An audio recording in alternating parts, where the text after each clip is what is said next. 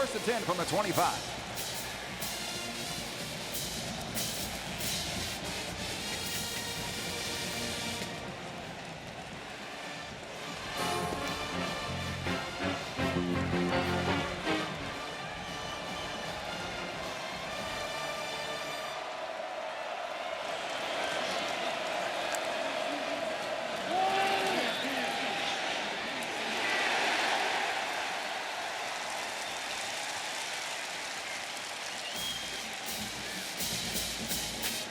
Pass pick number 4, Isaiah Kenyon.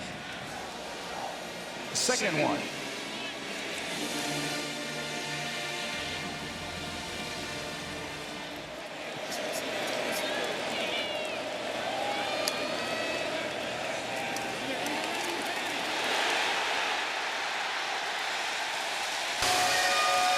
First and 10, Georgia Tech. Number 17, Wade Wood has on the stop.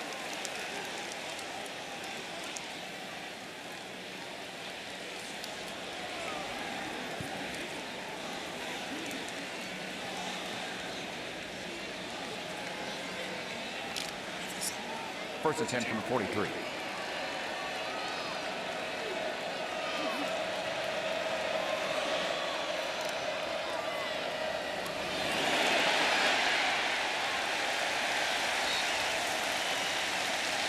Hand off from 1, Jamal Haynes.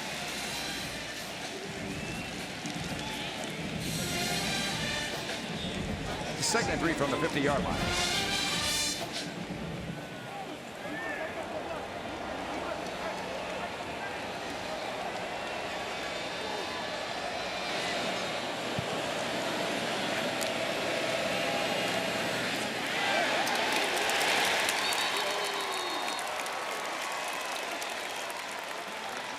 Pass plate number 8, Malik Rutherford.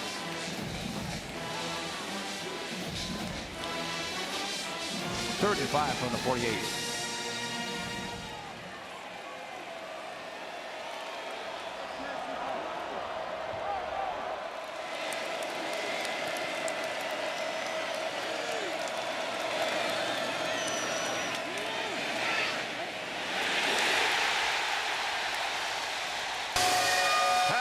Number 3, Eric Rivers. First and 10, Georgia Tech.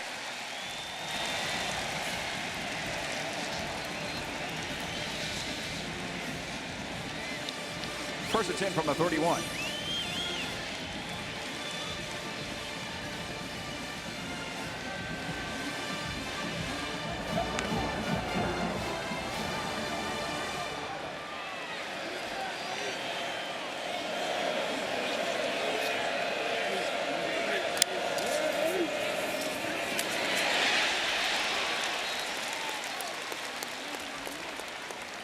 Haynes King on the quarterback keeper. Tackle by number 44, Cade Klubnik. Second 9. From the 30.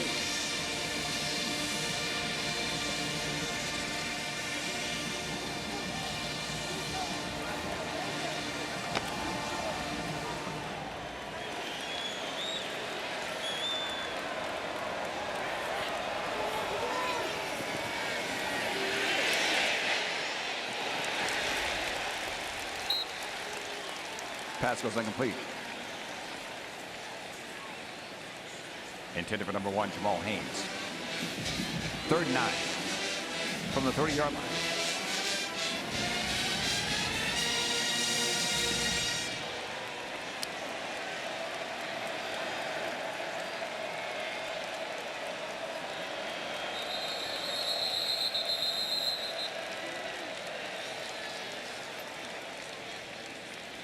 The ruling from the field of an incomplete forward pass is under further review.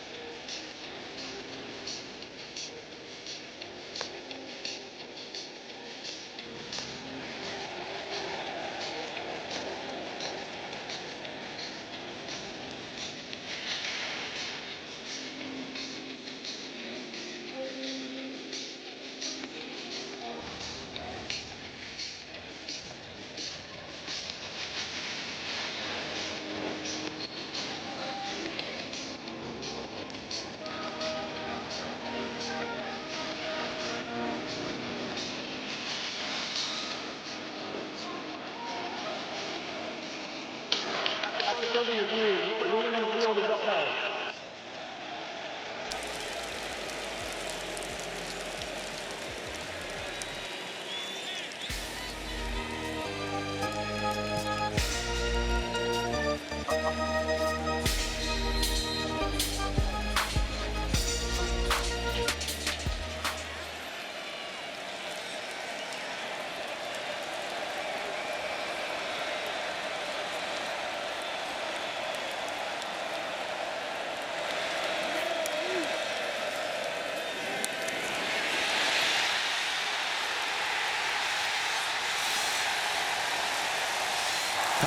Number 4, Isaiah Kenyon.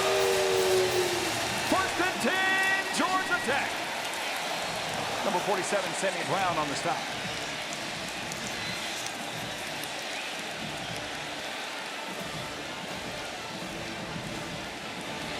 First and 10 from the 12-yard line.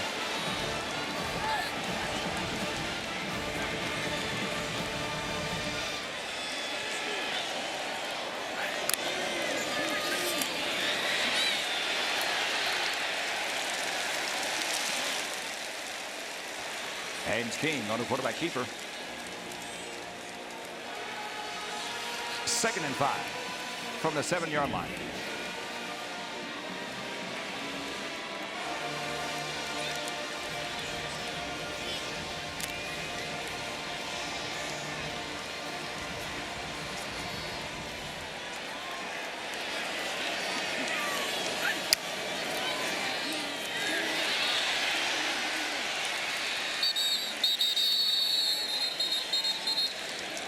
Haynes King on the quarterback keeper. 3rd and 2 from the 4.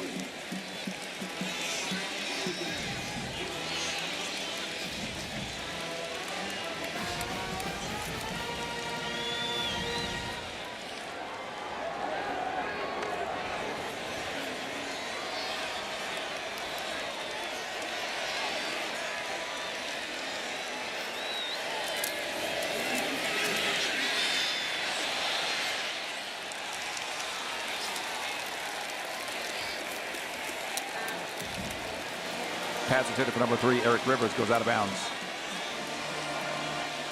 4th and 2.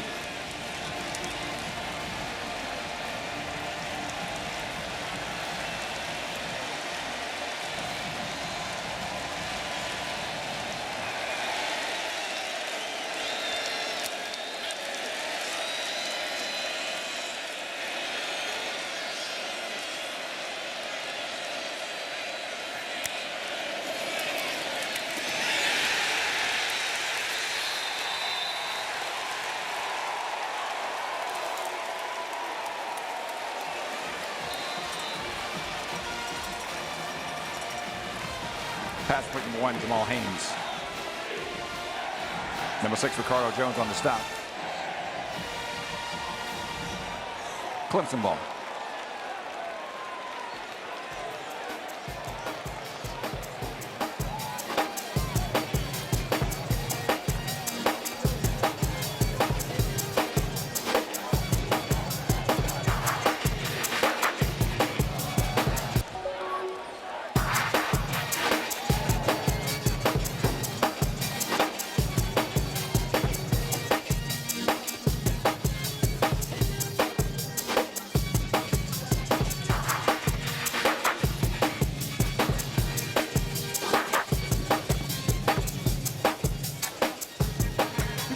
Please turn your attention to the north end zone for special recognition.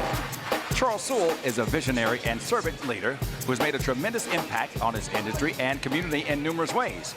Over 40 years, Charles and his family have built CKS Packaging into one of the top companies in their sector, leading with a focus on innovation, integrity, and faith. Charles will be inducted into the Plastics Hall of Fame next month. Among his many charitable acts, he founded Maximum Life Impact, which provides food, clothing, and housing to those in need. For his generous support of Georgia Tech football, Charles is being presented a game ball by Director of Athletics, Ryan Albert. Charles is joined by his wife, Kathy, his 3 sons, and the rest of the Sewell family. Thank you for everything you do for Georgia Tech.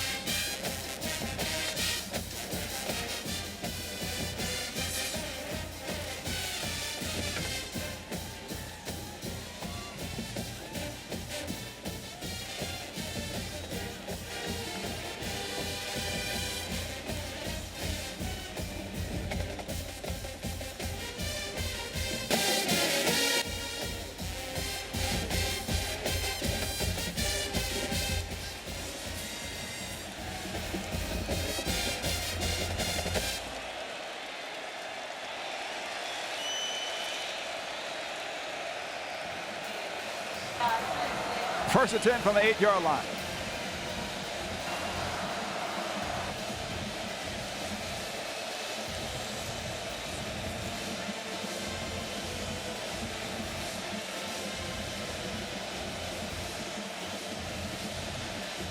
Make some noise!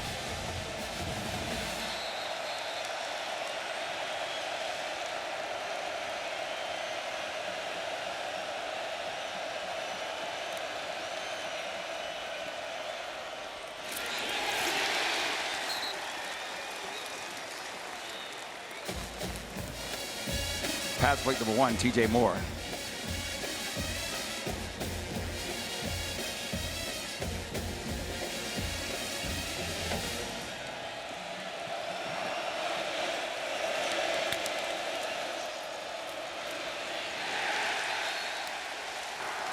Handoff number 8, Adam Randall.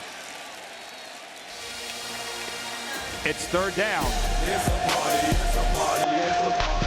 It's third down. All the way turn. They can hear you. It's third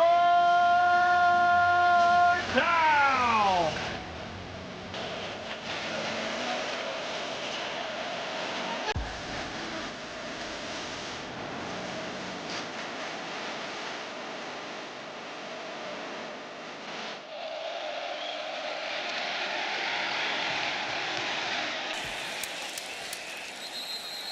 Handoff number 8, Adam Randall.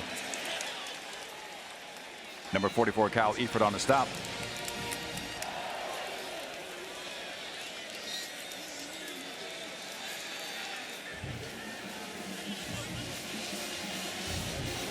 First and 10 from the 18.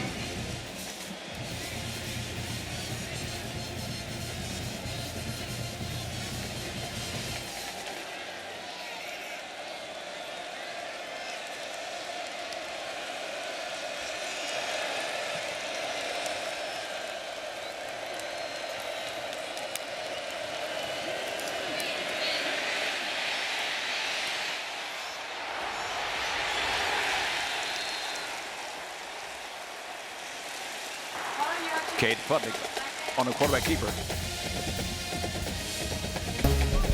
Kyle Eford on the stop.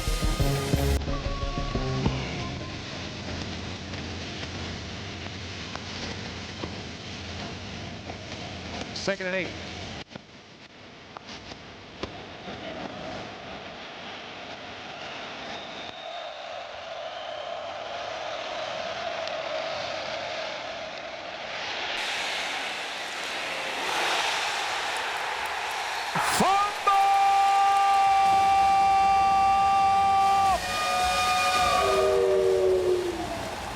Make some noise for your defense.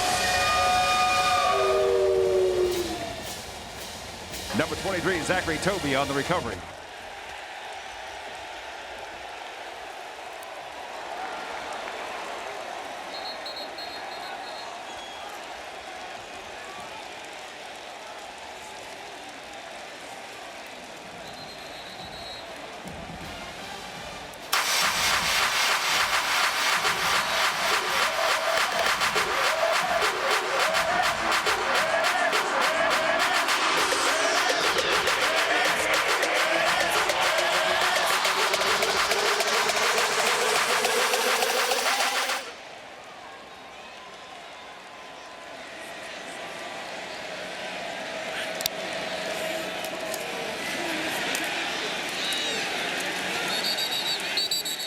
Handoff number 1, Jamal Haynes.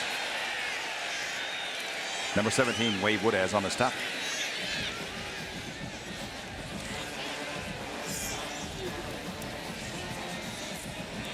Second and 6 from the 26.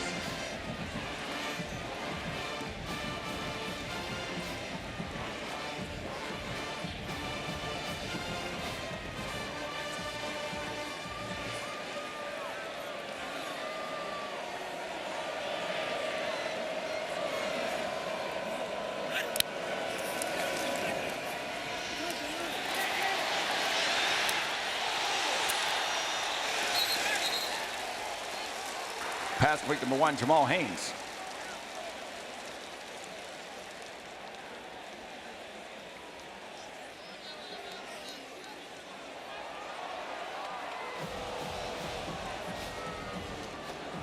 3rd and 3 from the 23.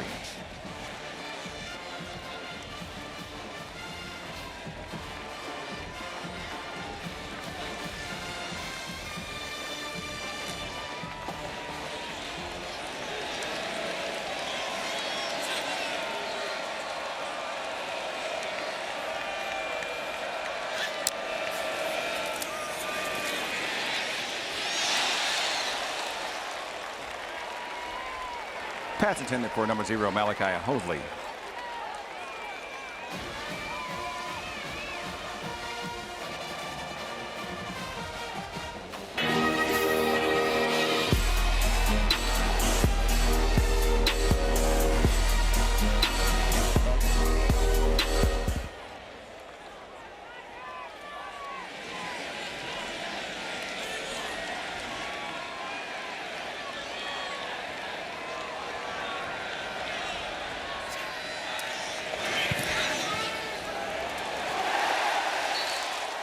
The kick by Aidan Birr for 3!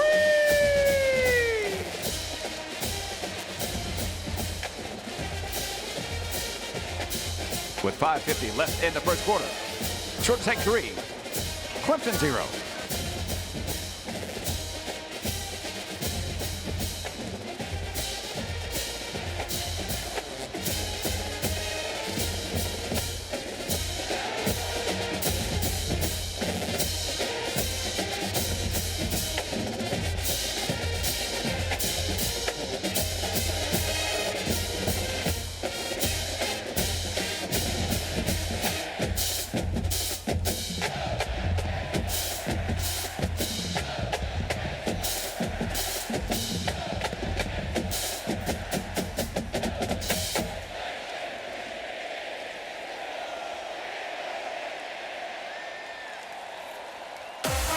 Ladies and gentlemen, please direct your attention to the field, and the 20-yard line is to recognize your 2025 ACC regular season champion, Georgia Tech baseball team. The Yellow Jackets finished with a 41-19 record in 2025, winning 7 ACC series and claiming Tech's first outright regular season ACC championship in the last 20 years. The Jackets are loaded up for 2026 under new head coach James Ramsey, ranked as high as number 8 in the nation heading into the spring. Tech fans, give it up for your ACC champion, Georgia Tech baseball team.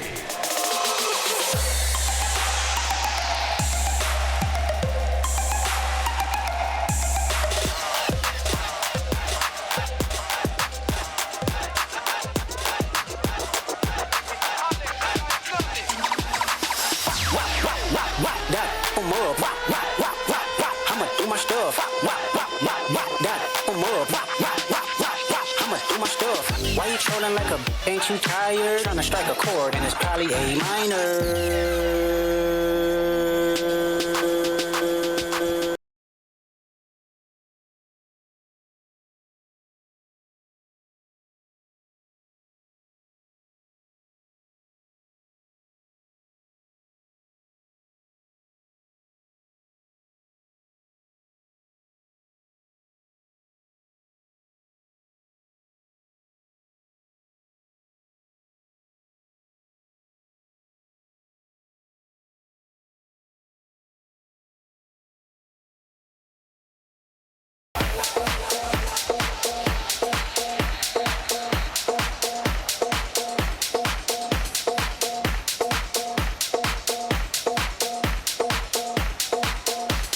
Please take a look at the video board. Kind of reminds me of a stadium that I used to play at high school. Make some noise! You spin my head right round when you go down, when you go down, down. You spin my head right round when you go down, when you go down. You spin my head right round when you go down, when you go down, down. You spin my head right round when you go.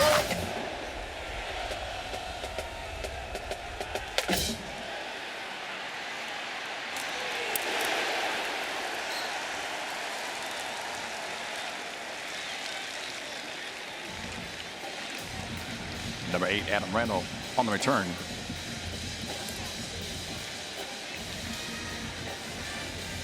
Big roll with his legs, but he's going to have to throw that football a little bit. Keep an eye on number 2, E.J. Lightsey. This is his second series on the football field. Defensive coordinator Blake Gideon says that Lightsey has NFL written all over him. He's got the height, weight, speed. He's going to be counted on to make plays today. And Blake Gideon said the best pro prospect we have is E.J. Lightsey. How much did that surprise you to hear him say that? It did a little bit. You know, I didn't see him making the kind of impact plays that he thinks he can make, but here's another shot for him. Quarterback draw for Klubnik. He didn't shy away. Picked up 4 yards to the 25-yard line. You just see how Georgia Tech, this defense, you will see 11 white helmets to the football every single play. They play with fury and passion. They run to the football. Their strength in numbers. Something Clemson's going to have to contend with all afternoon. Omar Daniels with that last hit on Klubnik. Of course, he forced the fumble. That gave Georgia Tech the short field, but a good job by the Clemson defense to get a stop. Blitz off the edge. Clemson tries to throw behind it and it's broken up. Amari Harvey knocked it away. Our first chance to check in with Matt Barry.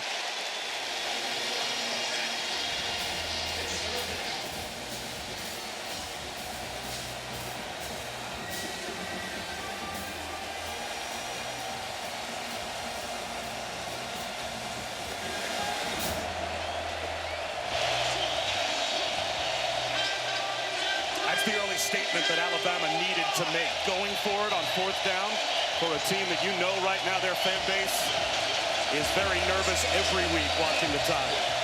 3rd down and 6 for Clemson here. Klubnik, long throw, nice move by Bryant Wesco. And he picks up the 1st down. And there is Lightsey running over to make the tackle, but still 7 yards. But Bryant Wesco is the guy right now with Antonio Williams being out. Cade Klubnik says he can run every route. So explosive out of the break, he'll play a prominent role. Quarterback run again, and a slide this time for Klubnik.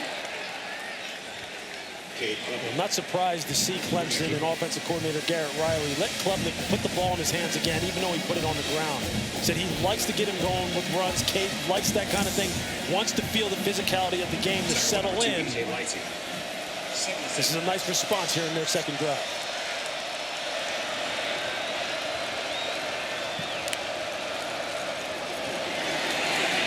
Randall makes it 3rd down and 1. And 3rd down and 1, Lewis, far too infrequently. It's been 3rd and 3 or less so far this season for Clemson. They've had a really hard time just getting to 3rd down and 7 or less. Yeah, and it's been a problem. 1st and 2nd down, the late great Bill Walsh used to talk about all the time. That 1st down is the most important down. It's just something that people overlook. Why? Because if you can gain 4+ on 1st down, then you're ahead of the sticks, and then life is easier. Clemson hasn't made life easy on themselves. Here's a situation where they can continue to move this football down the field. 3rd down and about 2 from their 40-yard line. Tyler Brown in motion. Klubnik, clean pocket, and he finds a crosser. Cole Turner right between the hash marks. In plus territory, he gains 18.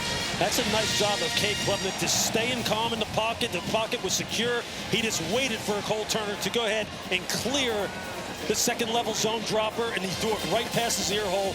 Nice throw and catch. That's the Cade Klubnik that Clemson fans expect to see. Adam Randall in the slot left now. Empty backfield for Klubnik.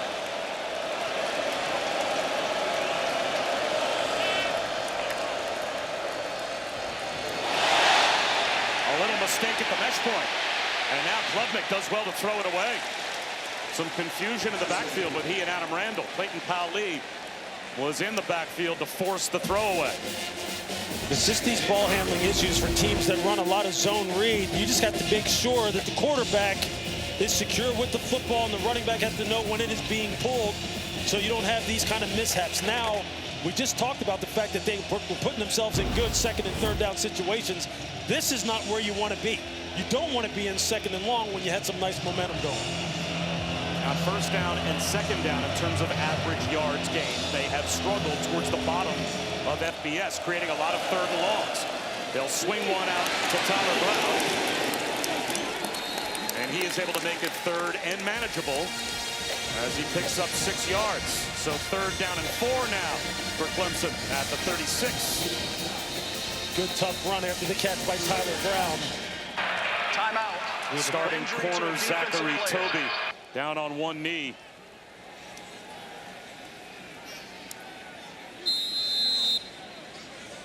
So we'll step aside.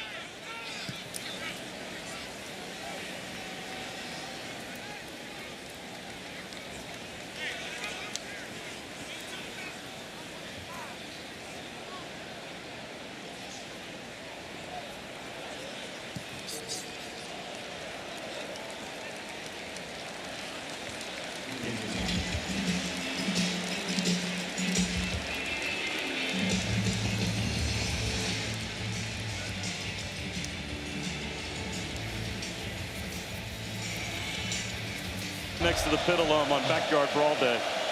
And a great day, as you can see, in the SEC as well. Klubnik on 3rd down. Tunnel screen. The tunnel's closed. Tyler Brown goes down. So now 4th down and 3 for Dabo Swinney as Jai Gilmore made the tackle. And it looks like it's going to be a long-distance Nolan Hoosier field goal attempt. What a great play by nickelback Jai Gilmore to put him in this situation now where it's just not favorable for Dabo to go for it. Georgia Tech defense rising up just at the right time, tackling, putting them in 4th down situation. I think it's crucial for Clemson to go ahead and convert here. Hoosiers career long 56, and that, of course, was the winner in the ACC championship game last year. So he's got no problem with distance, no problem with pressure, but a timeout called from the sideline. By Dabo Swinney with the play clock winding down.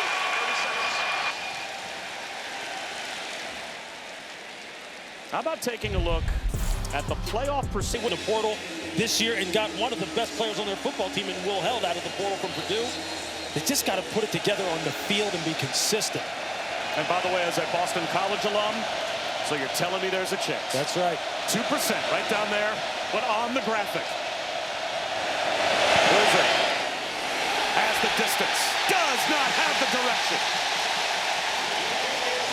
Great field position now for Georgia Tech. Off the Nolan Hoosier miss from 52. Special teams has been a big part, as you see Dabo Swinney right there encourages his special teams unit coming off the field. You're talking about special teams. No team does it better than Georgia Tech. They put pressure on you in every single phase. And there you see it going significantly wide right. Now, as you said, Bob, setting them up with good field position on their own 35.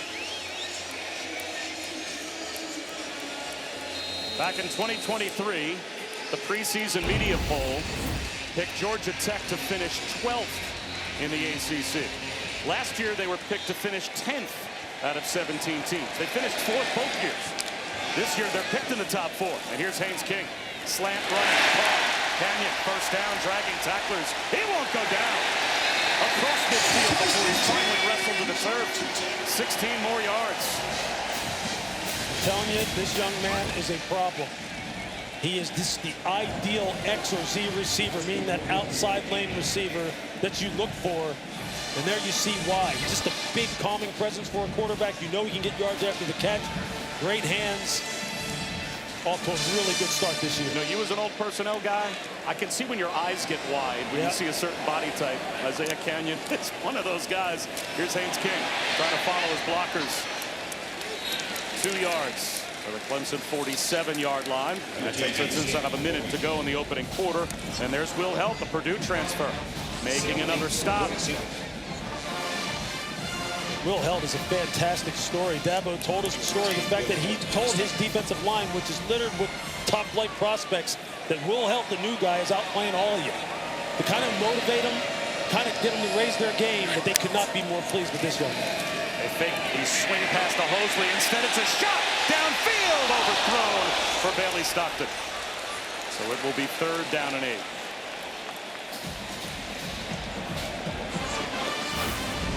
He had Bailey Stockton wide open. You're going to see him at the top of the screen.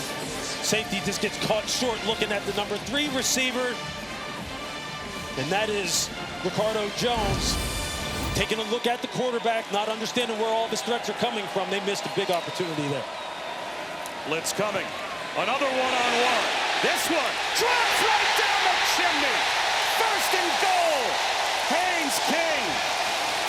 Right into the hands of Eric Rivers. Down to the 5-yard line. This watch number 23, Ashton Hampton. Look where his eyes are at the move point. You see his head looking back in the backfield, looking at the quarterback saying, hey, have you thrown the football yet? Don't worry about what the quarterback's doing. Keep your eyes on the receiver. They will leave you every single time when that kind of thing happens. Right now, Clemson just hurting themselves and Georgia Tech taking advantage of it. Eric Rivers walked on at Memphis, walked on at FIU, and now he's a grad transfer. And they had the big play, so we just got to win this series right here and keep going. Keep playing. Get down there. Can they stop Haynes? They cannot. They didn't get the stop Dabo Swinney said they had to get. Jamal Haynes into the end zone to extend the Georgia Tech lead.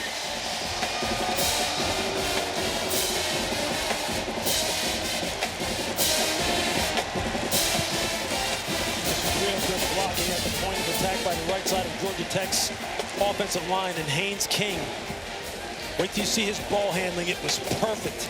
Absolutely perfect. Put the defensive end, Will Help, in a bind. And they got 6 on the board. It's funny, he and Jamal Haynes fumbled at the mesh point to start the game against Colorado on opening night. And I asked Haynes King yesterday, how many times have the two of you run a play like that? And he said, I don't know, a million. It just, the ball just popped out. Not this time. Watch, you're going to get this. You're going to get this motion, and watch how this affects the defensive end. Will Help. You're going to get locked down, and watch Haynes King just ride it in here until the defensive end gets too far upfield and can't make a play on the ball. But watch, here comes the motion. Will Help has to go around it, puts him too high. He can't maintain leverage on Haynes King. Haynes just kind of takes a step forward, hands it off to Jamal. You see the blocking at the point of attack, just dominant by the right side of Georgia Tech's offensive line. Malachi Carney, the transfer from South Alabama at right tackle. Keelan Rutledge, the left guard. And Brett Key. This is the start he was looking for. That gritty, tough football team that he said is built for moments like this. We're no longer the underdog. And just look at them. Off to a 10-0 start, and this crowd is into it. Yep, said exactly that. We've played up being underdogs for 2 years, but he told the team before the season, there is a reason everybody loves the underdog, because they always lose, right? You love the team that's the lovable loser, so we're not losing anymore, so we're not underdogs anymore, and they expect in this league to win these games. As we check again with Matt Barry.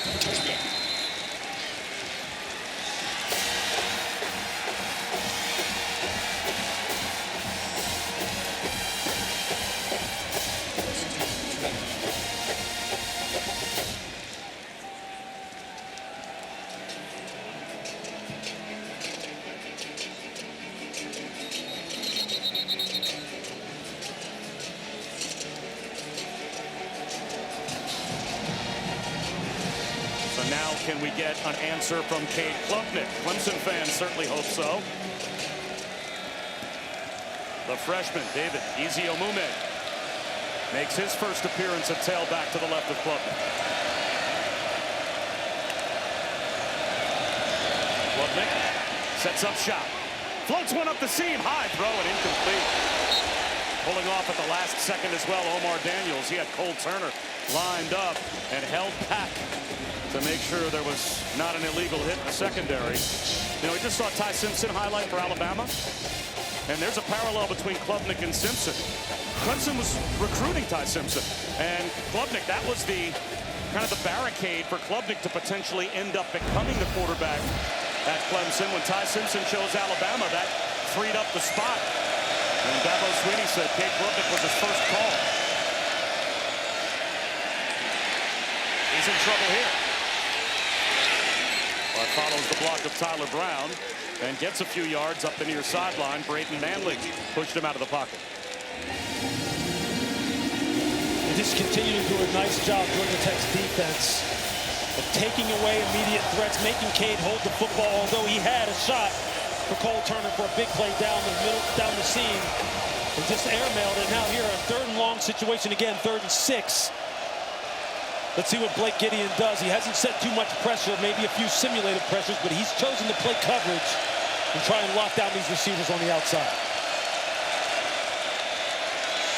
crosser. Catch made by Wesco, but he goes nowhere. That zone defense for Georgia Tech was just waiting for Wesco.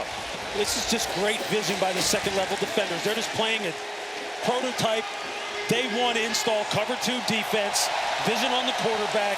Good pattern matches. Ball's thrown, you run to the rock, and you put your hat on it and tackle them. It's just textbook defense on the part of Georgia Tech. Cayman Spalding, Kelvin Hill. Right in the heart of that defense for Georgia Tech. And after the Georgia Tech touchdown, it's a 3-and-out. Stockton, the return man.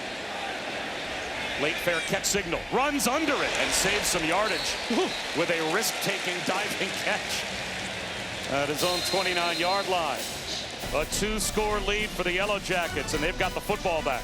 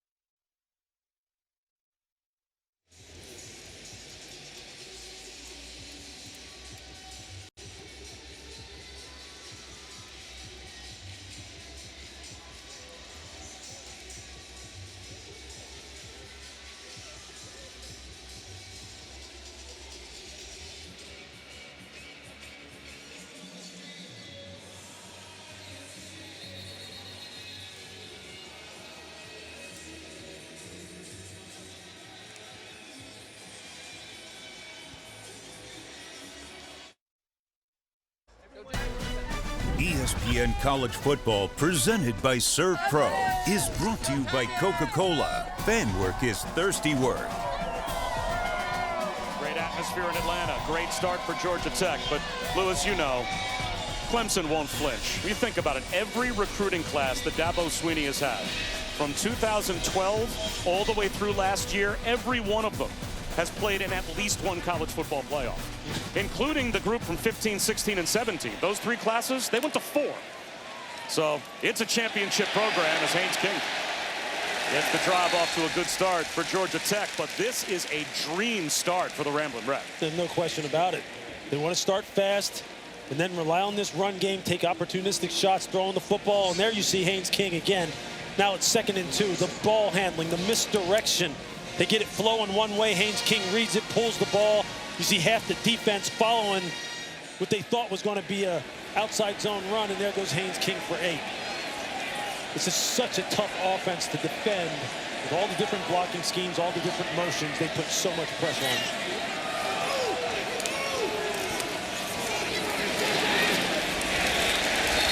carry. Jaheim Lawson brought down Malachi Mosley. How about the Penn transfer?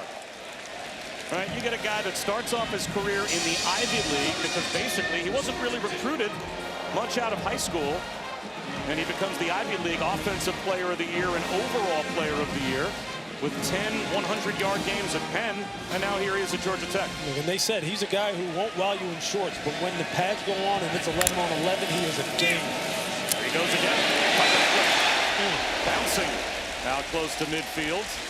And again, that's 7 yards on first down. So, boy, talk about a dream world to live in if you're Buster Faulkner, the play caller, when it's 2nd and 2, 2nd and 3. It's just the winning at the point of attack. The offensive lineman just getting great position. This right side of the offensive line can be dominant at times. Keelan Rutledge, their starting right guard.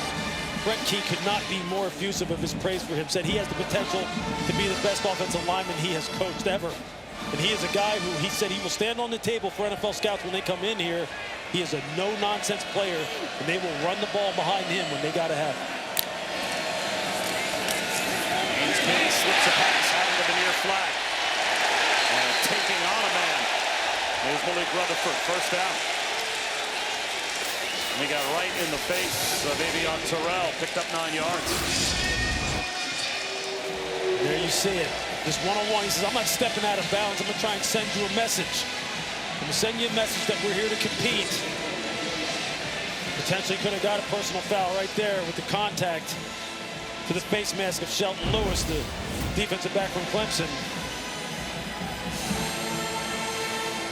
You can tell Georgia Tech is feeling it. They're feeling that they have control of this game right now early.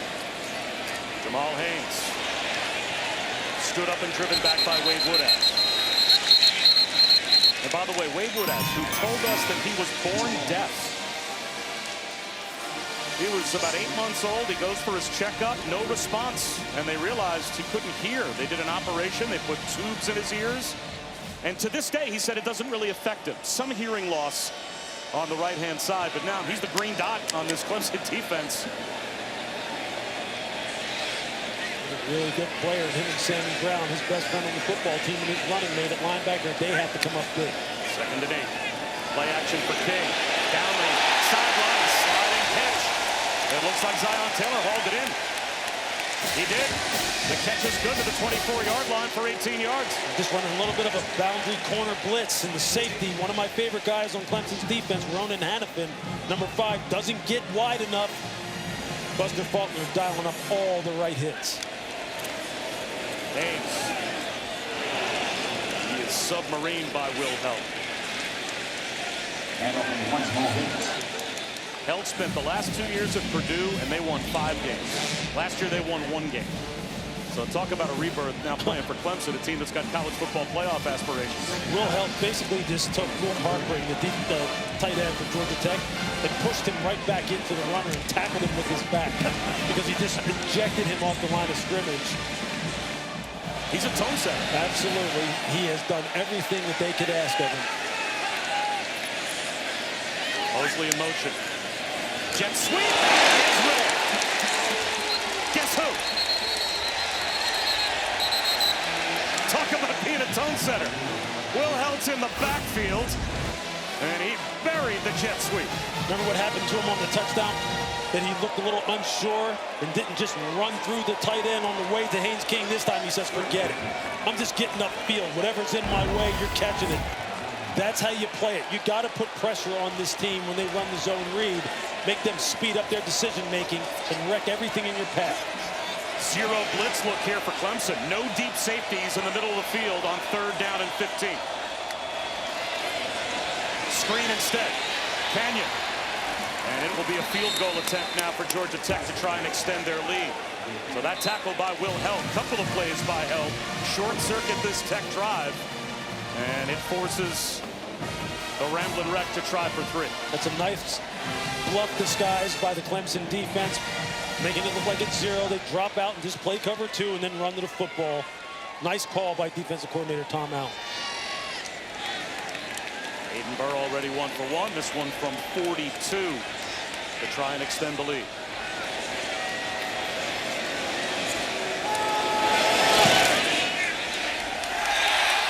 Sneaks it inside the left upright. 15-0 Georgia Tech midway through the second quarter.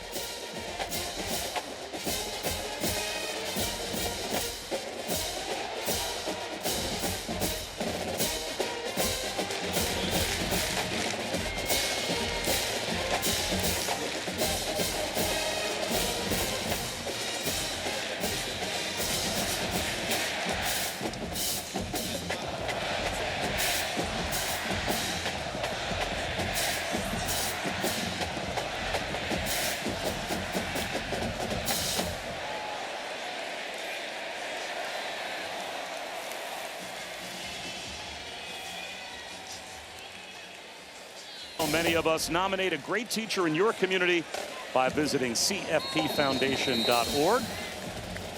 I'm the oldest of 4 kids, and I'm the only one that does really nothing to contribute to society. My other 3 siblings are all teachers, educators, helping shape the lives of young people. And I hang out with you at the media buffet each week. You're contributing, Bob. Don't worry. I don't know. Let's check in again with Matt.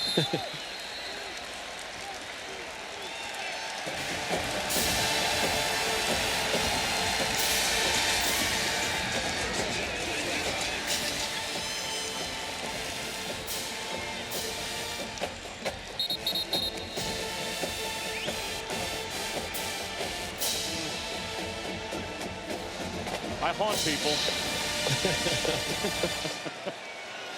1st and 10 Clemson at their own 25-yard line, down by a couple of scores.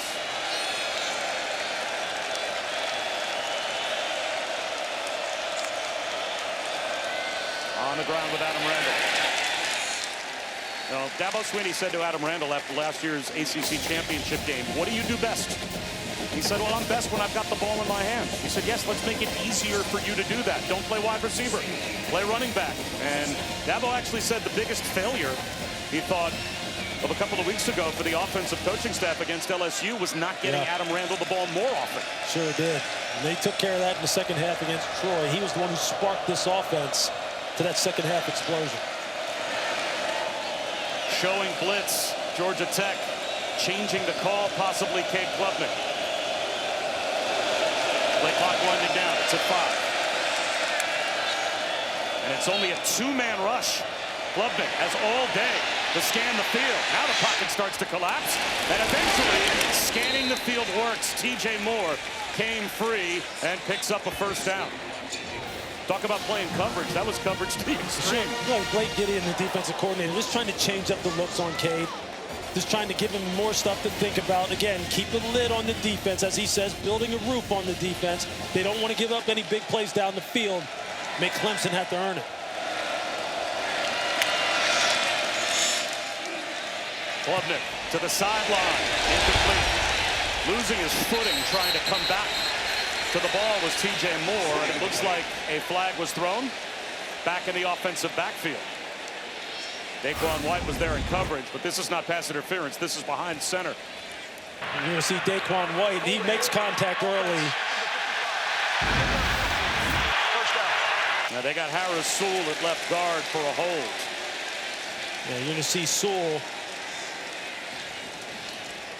You're going to see Harris Sewell just trying to give help to his tackle as the left tackle, number 50, Colin Sadler, starts to lose his rush responsibility. The nice inside pass rush move by the freshman Andre Fuller, 91. You see Brent Key saying, take them back. They have got some guys that can rush the passer on the outside now. They still need to do some work on their defensive tackles, but here, long yardage situation. Quarterback draw. Klubnik lost his footing. Just slipped and fell. Now remember, Cade Klubnik is missing his left tackle. Tristan Lee not healthy today. Arguably missing his best wide receiver in Antonio Williams as well. So that forces Colin Sadler, the normal guard, to kick out Harris Sewell to play. That cost him 10 yards, and now he loses his footing, and it is second and forever. Yeah, Cade is just going to have to calm down and regain his composure. He tripped over his own feet, and now he's backed up in his own territory, 2nd and long. Spins out of the pocket. Nowhere to go. Has to throw it away.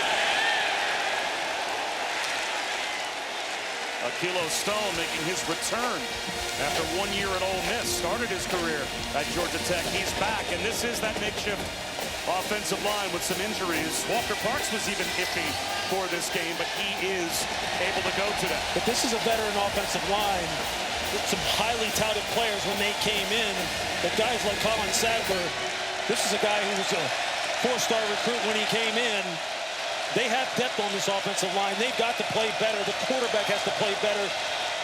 But right now, Georgia Tech has got them on their heels in another 3rd and long situation. 3rd and 22. Clemson's 3 for 5 on 3rd down, but they're just going to play the punt here as Randall is going to get what he can, and now he busts it. Oh, terrible give up by the defense for Georgia Tech. What a move by Randall. Clayton Powell-Lee made the stop.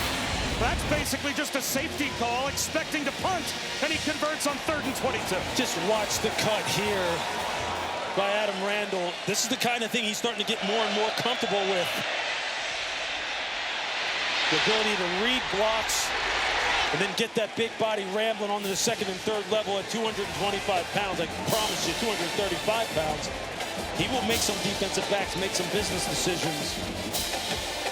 Cade Klubnik just paved the way for Randall to pick up 8 more. That's really even as great a move as Randall made. That's a play call. Well, guys, let's just protect the ball on 3rd and 22 to punt. Right. And just a tremendous individual effort to turn it into a 1st down. Yeah, nice blocking up front by this offensive line again. They are missing some players, but these are highly touted players still that are left on this Clemson offensive line that have a lot of experience. They've got to perform.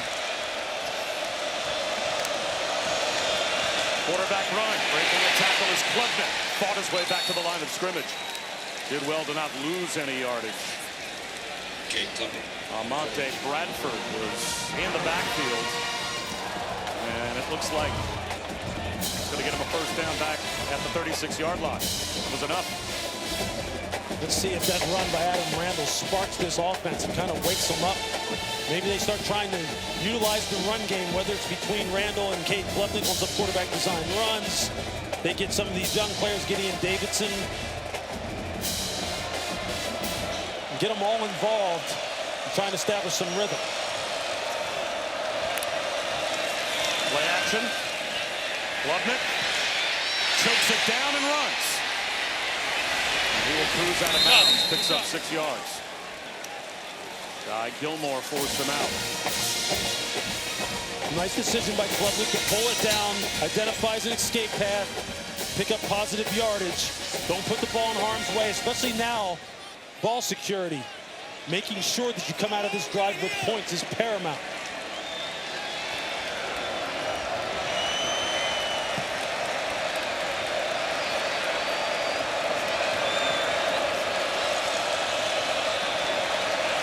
Clemson still has 2 timeouts and the 2-minute timeout as well. So all the time in the world to eat the play clock. Klubnik slant left, and it's caught by Wesco. And that's good enough for a 1st down to the 24-yard line. With Antonio Williams out because of his hamstring injury, Bryant Wesco becomes option number 1. He's going to be the go-to in all crucial situations. Up tempo, Klubnik spins out, buys time. He's going to throw one through the left corner of the end zone and throws it away. E.J. Lightsey put the pressure on. Josh Sapp was the closest Clemson player to the football. 2nd down and 10 with 2:35 to go in the half. Clemson trying to fake the wide receiver screen to Wesco. And trying to get Josh Sapp down the sideline. Georgia Tech does not bite. Real good discipline, 2nd and 10. Again, for Cade, it's about decision making here. Get that ball out of your hands quickly. Make sure you read out the defense properly. For Georgia Tech, got to get some pressure on him. Got to get him down, see if they can create a negative play. Gideon Davidson bouncing off some tacklers into the red zone. And that might take us to the 2-minute timeout. We'll see if Clemson tries to snap the ball again before the 2 minutes. The last time Clemson played in this stadium, 2020, They won 73-7. It was the largest margin of victory ever in an ACC game. Trevor Lawrence had 5 touchdown passes in that game. Talk about a different story 5 years later. Hard count, and we'll go to the 2-minute timeout. Tigers trying to get on the board. The Yellow Jackets at the 2-minute timeout with a 2-score lead.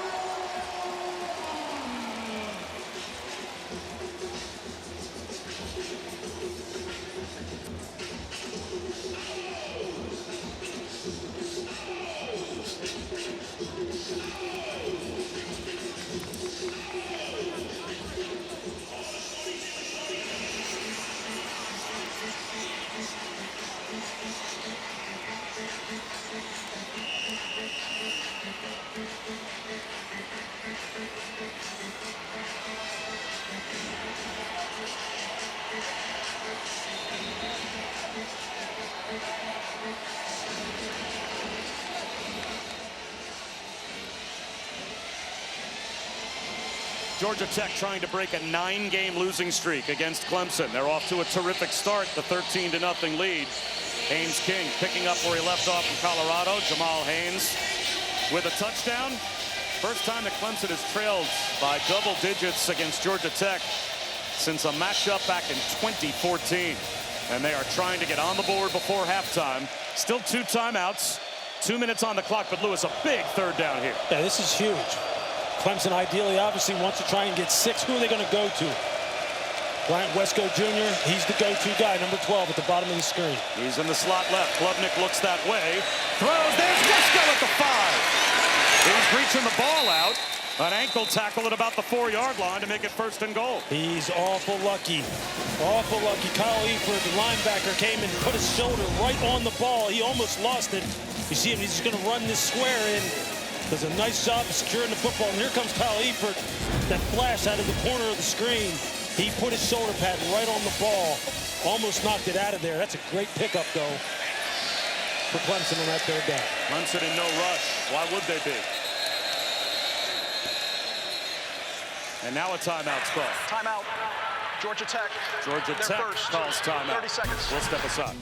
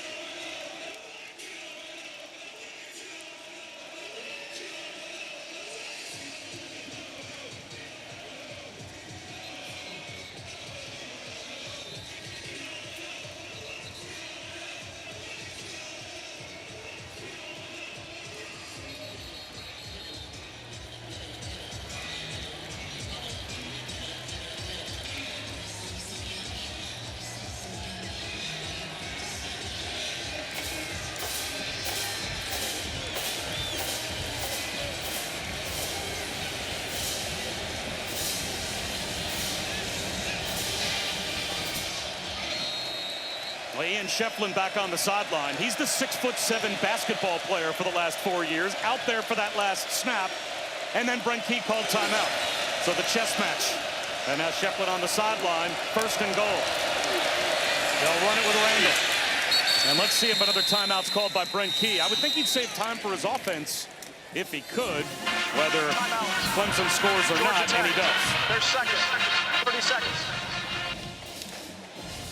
So Brent Key is trying to preserve some time for his offense before halftime. Clemson trying to get on the board. And look, we talked about it at the... Figure out a way to come away with 6. Well, Dabo Swinney's teams have always been really good. Last 4 minutes, first 4 minutes, they have that chance. Remember, they deferred after winning the toss. So Clemson will start the second half with the football as well. Maybe a chance to string together back-to-back scores. The 14th play of this drive. Randall dives. Did he get there? At the half-yard line, it looks like he stopped. And another timeout, the final timeout, called by Georgia Tech.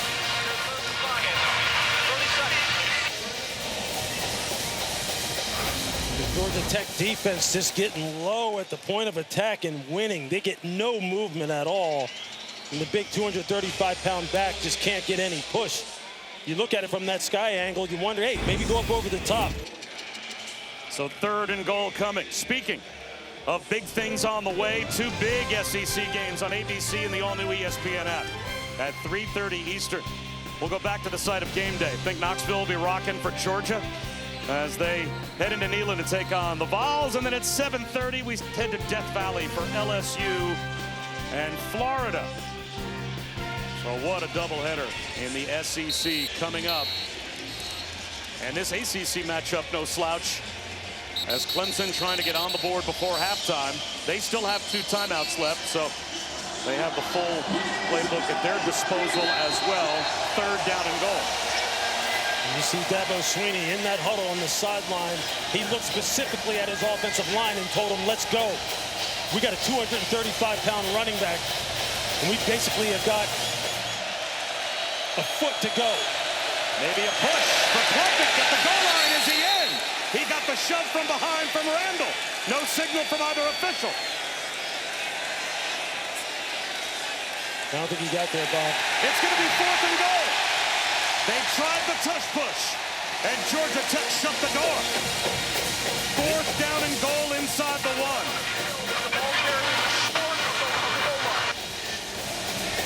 Interior 3 defenders right here. These guys are balling out right there. You see number 9, Jordan Vandenberg, 7, Akilo Stone, 96, Shymick Jones. The previous play is under further review. Dabo Swinney thinks that Klubnik got across, and replay will take a look. I don't think the ball broke the plane from that angle. It doesn't look like it's even close. We got to see it from the side.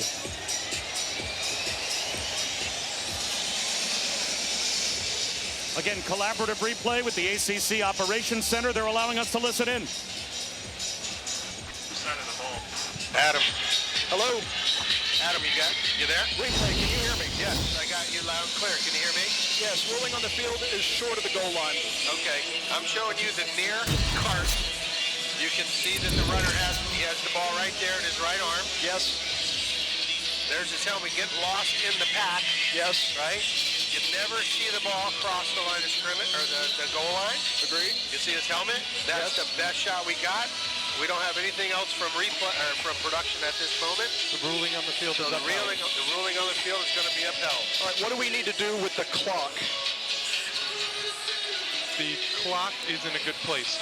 All right, so we're going to go, because we're going to start it back. 25 seconds on the play clock, and it's going to be hot.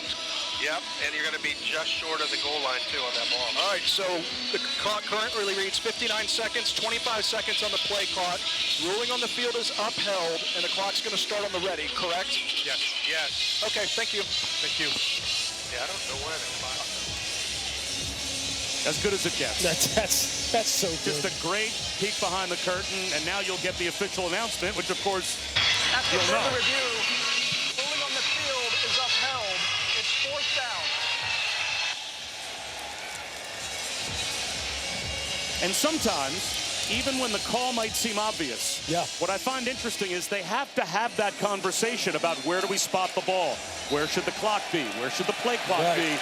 Just to make sure you're managing the game correctly. I just like that the decision-making process, clear and obvious. It wasn't there wasn't any evidence. Now Clemson can take the clock down 25 seconds before snapping it. They line up again on 4th and goal. Klubnik reaches the ball out. Did he break the play? And that time he did. That's a Clemson touchdown. Klubnik quickly reached it across the goal line. And Clemson able to score. Georgia Tech just getting a lot of push. This time they lose at the point of attack. You can see the surge of this Clemson offensive line. Dabo Swinney was over there on that sideline imploring that group to take control of the line of scrimmage. You saw offensive line coach Matt Luke. He was in that huddle as well. That's a big conversion for Clemson. You know they won't flinch. And they've cut the lead to 13-7 now. They didn't take the clock down as far as they could have. So they've left 49 seconds on the clock for Georgia Tech. Tech is out of timeouts. But with the clock stopping when you pick up a first down in college football at the end of each half, there's certainly enough time here still for Georgia Tech to try something offensively as we take a look at this week's college football rankings brought to you by Allstate. And we look at the rest of the top 10. Of course, we've got a couple of monster games in the SEC featuring number 3 LSU against Florida and number 6 Georgia in a top 15 matchup against Tennessee later on ABC. And what a great test that's going to be for Tennessee in this reconfigured offense. Joey Aguilar, he's going to go up against the best defense by far that he's played to this point. At home on his turf, that's going to be a heck of a game. Well, we knew these two quarterbacks were going to be reflective of how their team seasons have been and what they'd have to do today. And we take a look at the numbers they both put up first half. Yeah, both of them playing a clean game, not turning it over. Although Cade Klubnik did put the ball on the ground with a fumble, didn't throw any interceptions so far. Haynes King, look, we said one of the keys to the game for Clemson was to make Haynes put the ball in the air and beat him with his arm, and so far he's done that. So they're going to have an answer for that. And for Cade Klubnik, you know he's never going to stop. He's not going to quit. They're going to put the ball in his hands by any means necessary.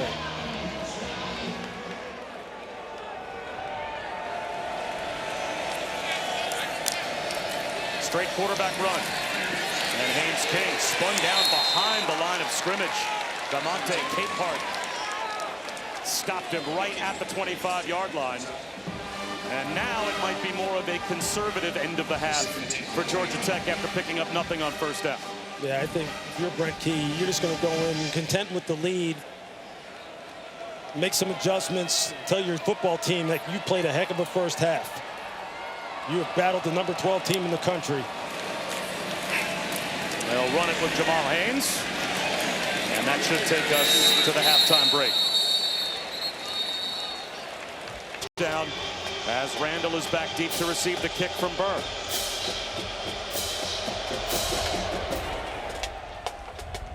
And it will be a touchback. Bob Wischusen here with Louis Riddick. Chris Budden is with us as well. So, Louis, to that end, how important is this first possession of the third quarter for both teams? Look, this is the kind of situation in the NFL that all coaches emphasize, right? The possession right before the end of the half and then coming out. Clemson can double up right here. If they take this ball down the field and put this in the end zone, this changes the whole tenor of this football game. And Brent Key is going, how did we find ourselves here, as we just talked about? How did we find ourselves at a deficit to a team that really, quite honestly, for the better part of the first half, we dominated? This is a crucial series right here. Cade Klubnik looked like he started to settle in and get more comfortable. And maybe the running game is getting going by Adam Randall. And settling in and just being more comfortable is exactly what Dabo Swinney said his quarterback had to do. He'll start off the second half with a jet sweep Tyler Brown. He's got a first down. Let's check in with Chris. Dabo Swinney's emphasis this second half was we have to win the turnover battle. That has been the difference in this ball game so far, the one turnover and the missed field goal. He said other than that, we both had an explosive play. Things are fairly even. In regards to being able to have those second half comebacks, he has a lot of belief in his quarterback, what he was able to do. Last week down 16-0, has a lot of belief that he can do the same today. And Adam Randall again off to a good start. And I'm not sure, Lewis, I look at that 3rd and 22 run by Adam Randall that kept the drive alive for Clemson in the first half.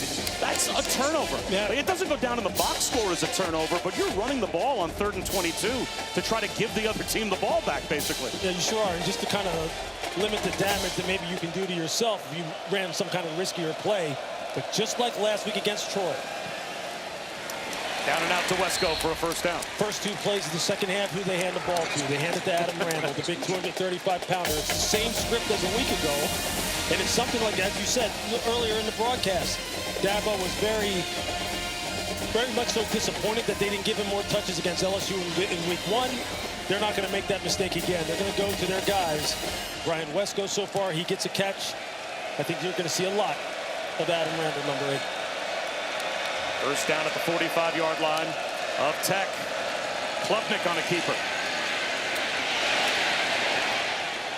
And he goes nose to nose and picks up 3. Zachary Toby made the stop. If it was Dabo that said, we did a terrible job as coaches in the LSU game with Adam Randall only getting 1 touch after halftime. He is too good, too valuable. We have to make sure that we keep him involved the whole game. I mean, this is development on the fly with Adam Randall, the former wide receiver. He needs the touches at game speed in order to hone in his instincts.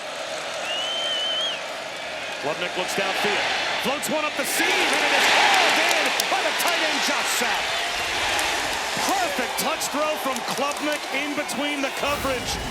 And Josh Sapp's got a first down to the 11. You see Josh Sapp just come off the line of scrimmage at maybe 3/4 speed, running that sail route right in behind the flat defender. You see he just lofts it right over Clayton Powley's head. That's a great touch throw by Cade Klubnik. Really nice route by Josh Sapp. When Klubnik is at his best, you see the potential. What a throw. First and 10 at the 11.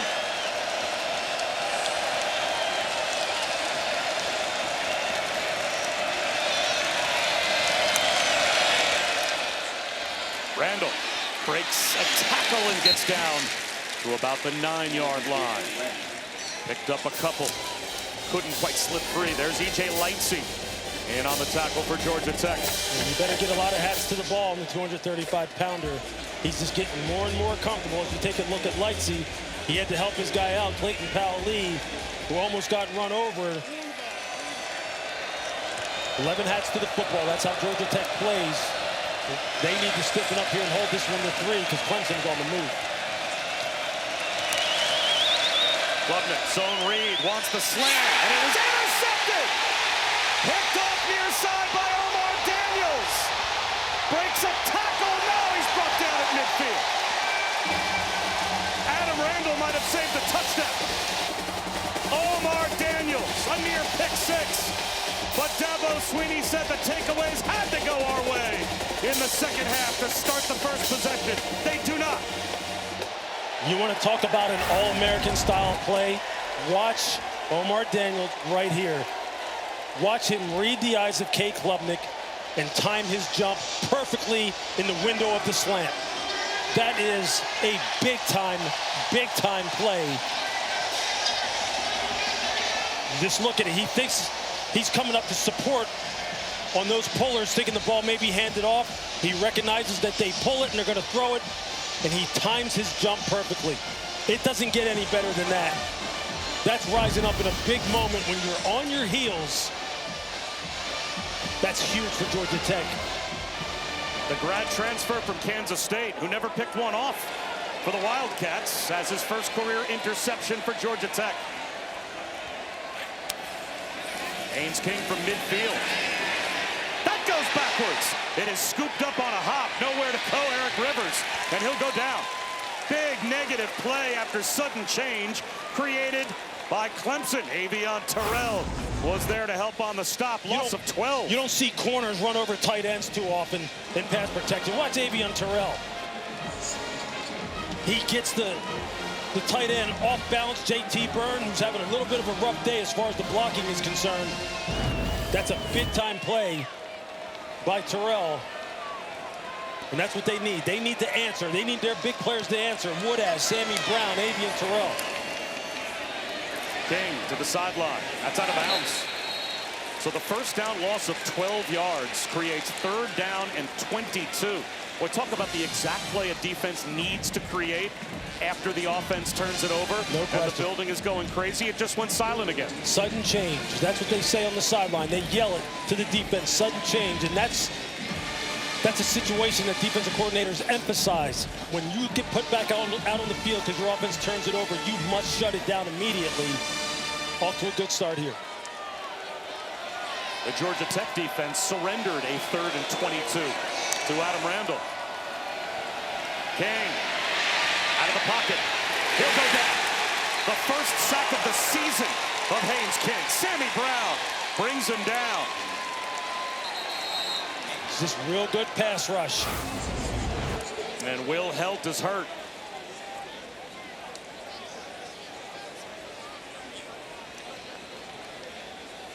You see Helt coming off the top of your screen. Sammy Brown with the big-time play. Arguably, at least according to Dabo Swinney, the best player for Clemson's defense so far this year is hurt.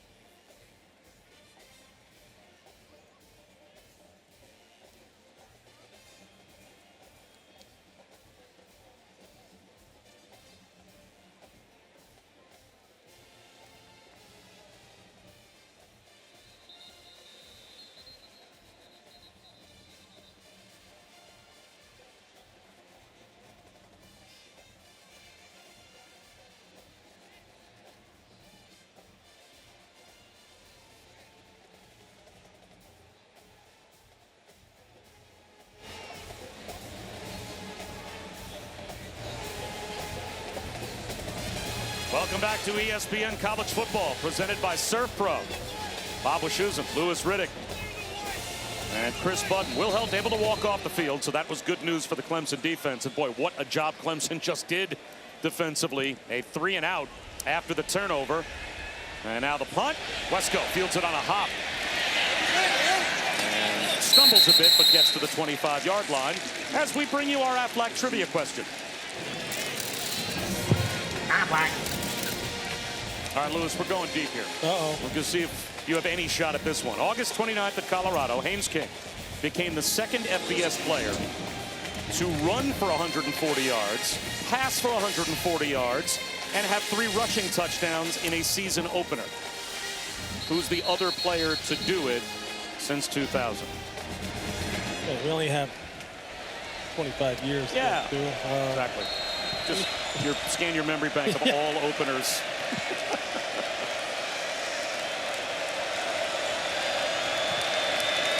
Back to the offense after the turnover on the opening possession of the third quarter.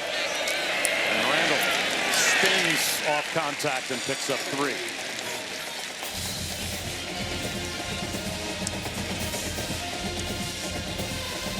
Clemson, you just go back to work. They had a nice drive to start the second half, move the football down the field methodically. It's just a great play. Sometimes defenses, they just beat you on the play. Omar Daniels making a spectacular interception. But again, if you're Cade Klubnik, you got to stay level. Turn the ball over twice now there with the interception and the fumble, but just keep working at it. And if you're Georgia Tech, you got to come up with another shot. Continue to keep the pressure on Clemson's offense. They try to pressure Klubnik here. He stands in and delivers to Wesco. Catch and run down the sideline. Wesco stays in bounds. Touchdown.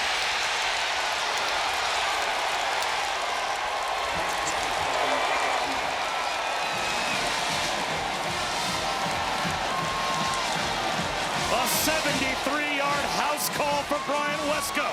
And boy, did Klubnik, knowing he was going to get clobbered, deliver a perfect strike. Just playing a little zone coverage. You're going to see Bryant Wesco just run that intermediate crosser. You see the secondary for Georgia Tech trying to pass it off, trying to alert that he's coming over. No one picks him up on the second level, and then he just turns it upfield along the sideline. He is the big play guy. Without Antonio Williams, he's the go-to. And there you see why. And Clemson has the lead.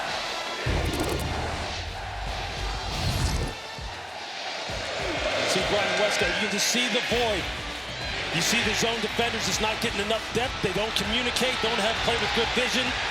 Nice block down the field by TJ Moore to Springen in the end zone.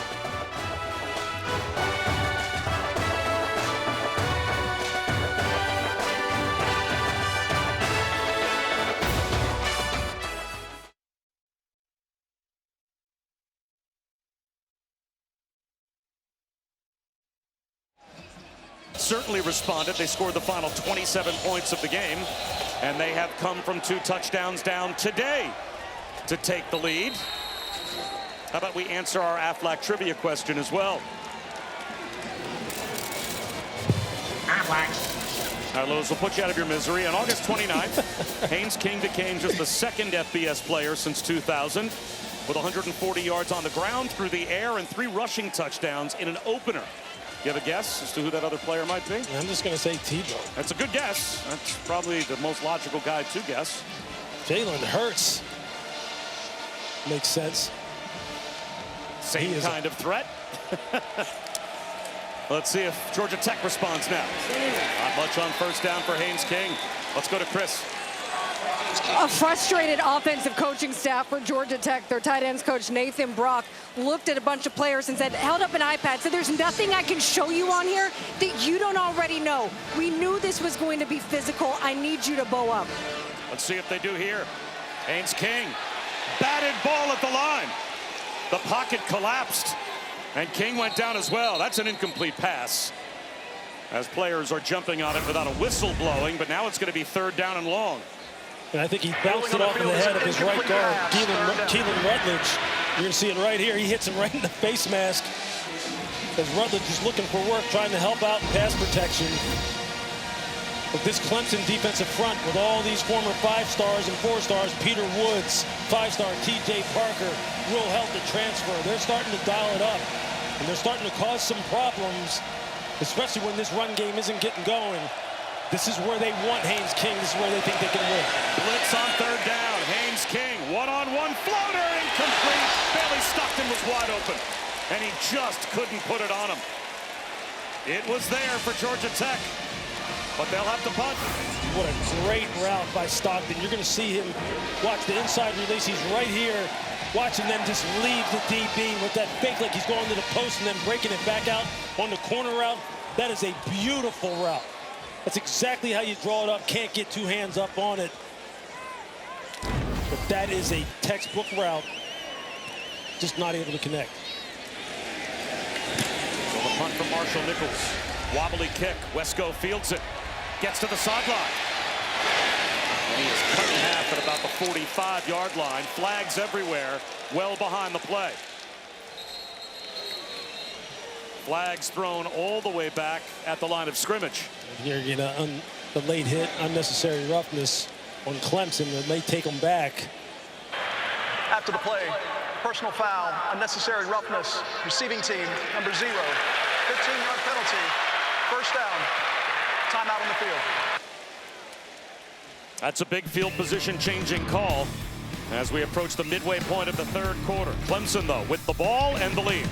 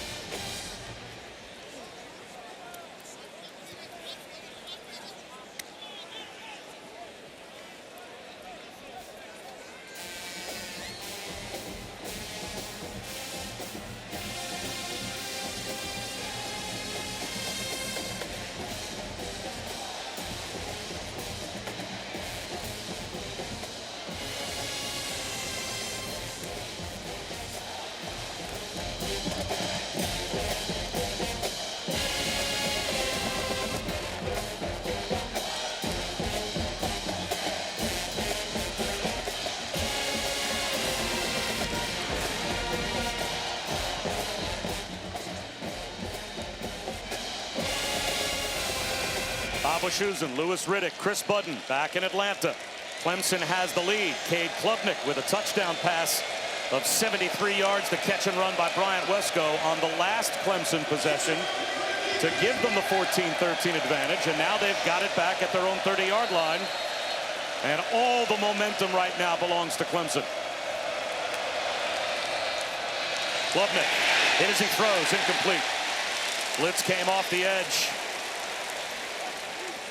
And Amari Harvey got home and affected Klubnik. It's a good thing he did, because the tight end was releasing scot-free down the seam. Josh Sapp, this was going to be a huge play, maybe a house call, maybe a touchdown. That's a nice job of Amari Harvey affecting the throw just enough. Clemson may have had it dialed up another big play.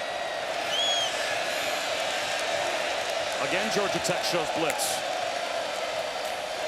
The toss to the near side. A couple of yards at best for Randall. There's E.J. Lightsey to make the stop. Clemson had 73 yards of total offense, Lewis, before the touchdown drive prior to halftime.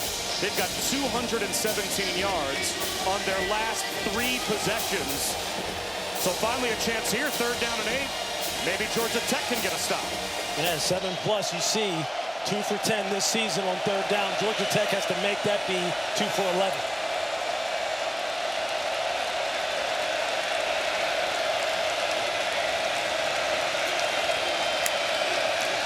Four-man rush on 3rd and 8. Floater over the middle, almost intercepted. Boy, a chance for Clayton Powell to potentially run under that one as Tyler Brown was airmailed by Klubnik. It'll be a 3-and-out for Clemson. Yeah, this is an interesting situation. Cade thought it was middle of the field open. You're going to see the safeties going the deep half. He thought the middle of the field was open, maybe expecting the receiver to cut to the middle of the field and split the safeties. That's exactly what he said. He was talking to T.J. Moore, asking, why did you sit it down? Almost cost himself an interception. They're lucky to get out of that without turning it over. Bailey Stockton tries to return from the 20. Heads all the way back to his own 15-yard line. Lost yardage with a flag down. They're going to get a block in the back. It's going to put Georgia Tech deep in their own territory, it looks like. Is that Brent Venables' son Tyler down there in coverage that drew their penalty? Illegal block in the back. Receiving team, number 39. Penalty is half the distance to the goal. 1st down. So Will Kiker picks up the penalty, and that will back Georgia Tech up. And right now, it's kind of a metaphor for this game, Lewis. They seem to be on their heels. They led 13-0. Touchdown before halftime, and now a 3rd quarter touchdown as well for the Tigers. As much as they had become stagnant on offense, they're still in this game, a 1-score game, and there you see it. You just got to pull off in that situation, knowing there's no way you can execute a legal block. Just let the punt returner get down and then just start the offensive series. Now you're backed up deep in your own territory on the -9 against a defense that has really started rushing the passer and dialing in on this Tech offense. Haynes King, quarterback keeper, fighting for yardage.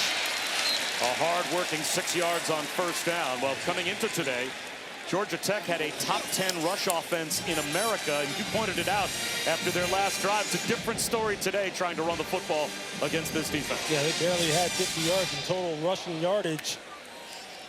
They've been throwing the football effectively, but this defense, the more and more you play against an offense like this during the course of the game, the more you become dialed in. Georgia Tech's got to get something going. That's a good pickup on 1st down. Cutting upfield, Eric Rivers. He's got the 1st down.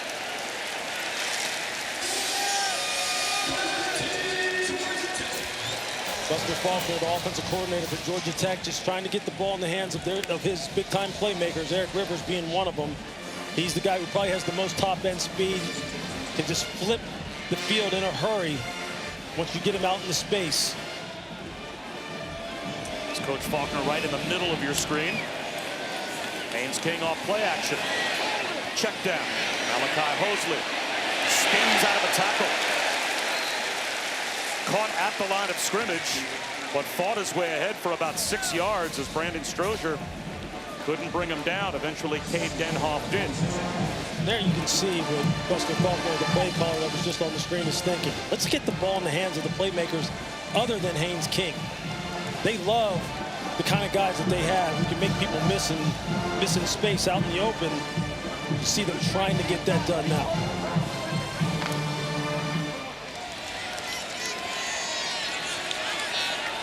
Second and 4, you'll take this all day long if you're Georgia Tech. Haynes King. Now it will be 3rd down and 2. Jeremiah Alexander made the stop.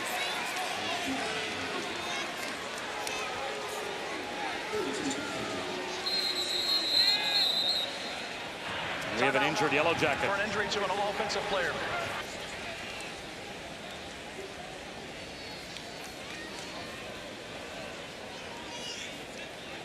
Let's take a look at our college football headlines presented by Twisted Tea. Again, we've got the rivalry game between Pitt and West Virginia coming up next here on ESPN. Neyland will be rocking at 3:30 on ABC for Georgia, Tennessee, and Death Valley the same tonight as the Gators take on LSU, the 55th meeting between Georgia and Tennessee. Georgia leads the all-time series by 6, 29-23-2, and they have won 13 of the last 15 head-to-head. And as far as Florida and LSU is concerned, LSU has won 5 of the last 6, and boy, do the Gators have a chance tonight, if they can win, Lewis, to flip their season after losing last week. Yeah, it'd be a gigantic win for the Florida Gators, going up against an LSU team that we saw in week 1 against this Clemson football team look as good as any team in the country. And those are just 2 big-time matchups against between storied programs. Both of those must-see TV this afternoon and tonight. That's Tana. Alo Tupuola that had to come off the field with the injury. He and Harrison Moore share the responsibilities at center as they roll different offensive line combinations. Does Georgia Tech, now a bit limited without one of those regular players, and now it's 3rd down and 2. Haynes King, first down. Haynes King, goalkeeper. First and 10. That's the cheat code. Having to defend all 11 players because of the quarterback being a primary ball carrier. Real good blocking at the point of attack. Who do they go behind? Keelan Rutledge, number 77, the right guard. When they need it, that's where they're going. When they need it, number 10 is going to have the ball in his hand.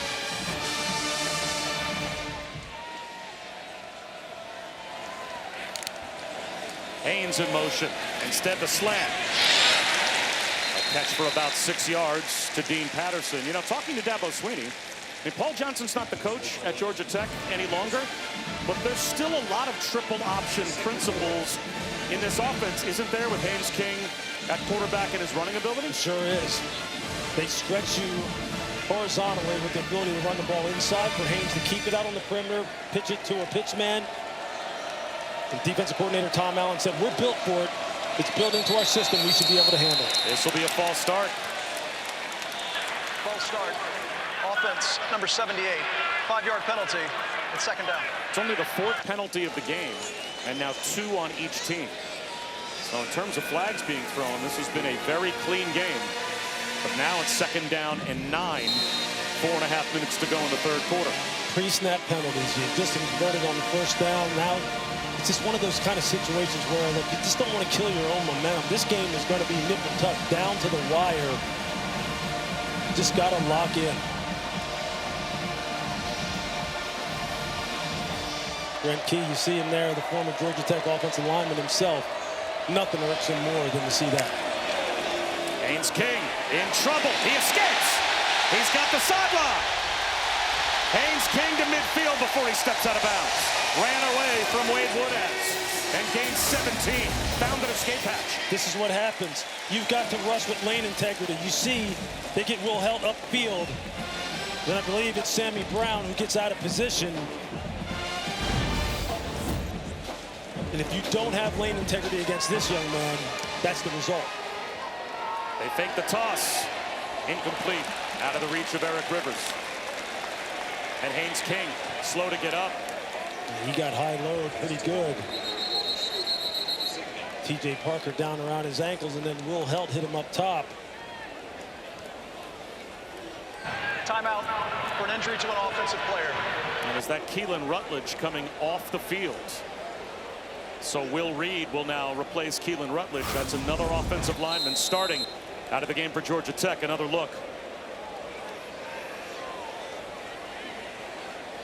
You see Haynes. Week 1 when they played against Colorado.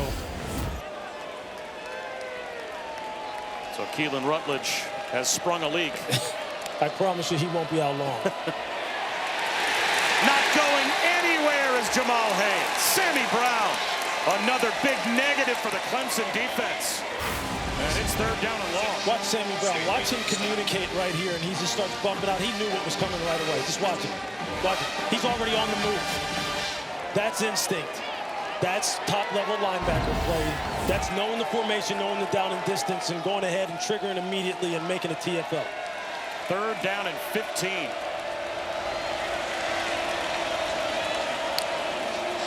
Three-man rush.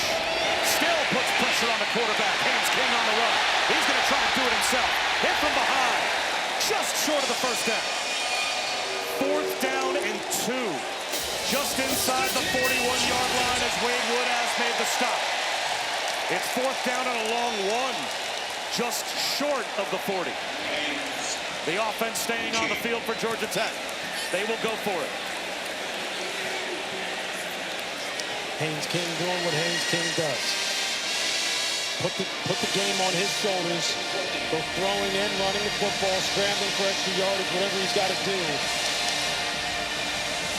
They have a lot of momentum going right now. A nice drive going. If you're Clemson, you got to be on top of the details here. Play clock at 5. Timeout called by Brent Key. Took a long time for them to substitute.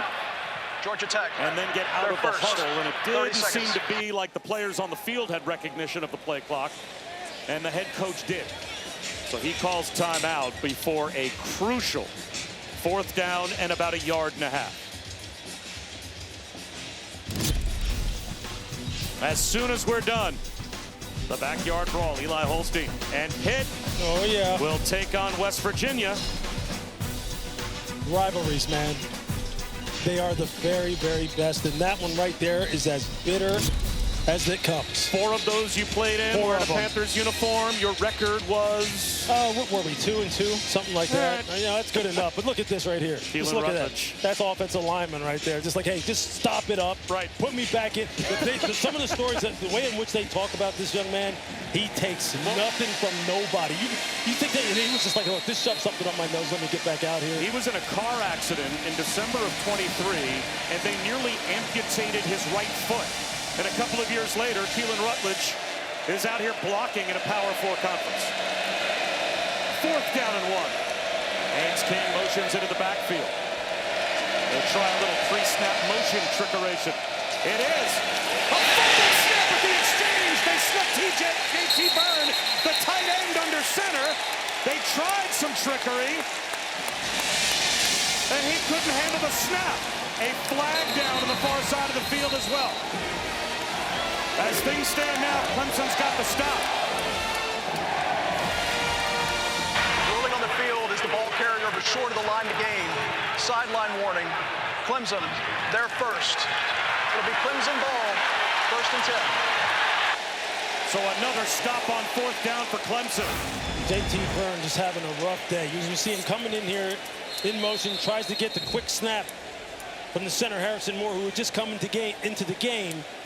Although he has played center before, and he's played it extensively here. But JT Birr has had trouble with his blocking at the point of attack here. The quarterback center exchange, or in this case, the tight end center exchange, just goes awry. And this is going to be one that Buster Faulkner, the offensive coordinator, is going to want to have back. Why take the ball out of Haynes King's hands and put it in the hands of a tight end who's been struggling today?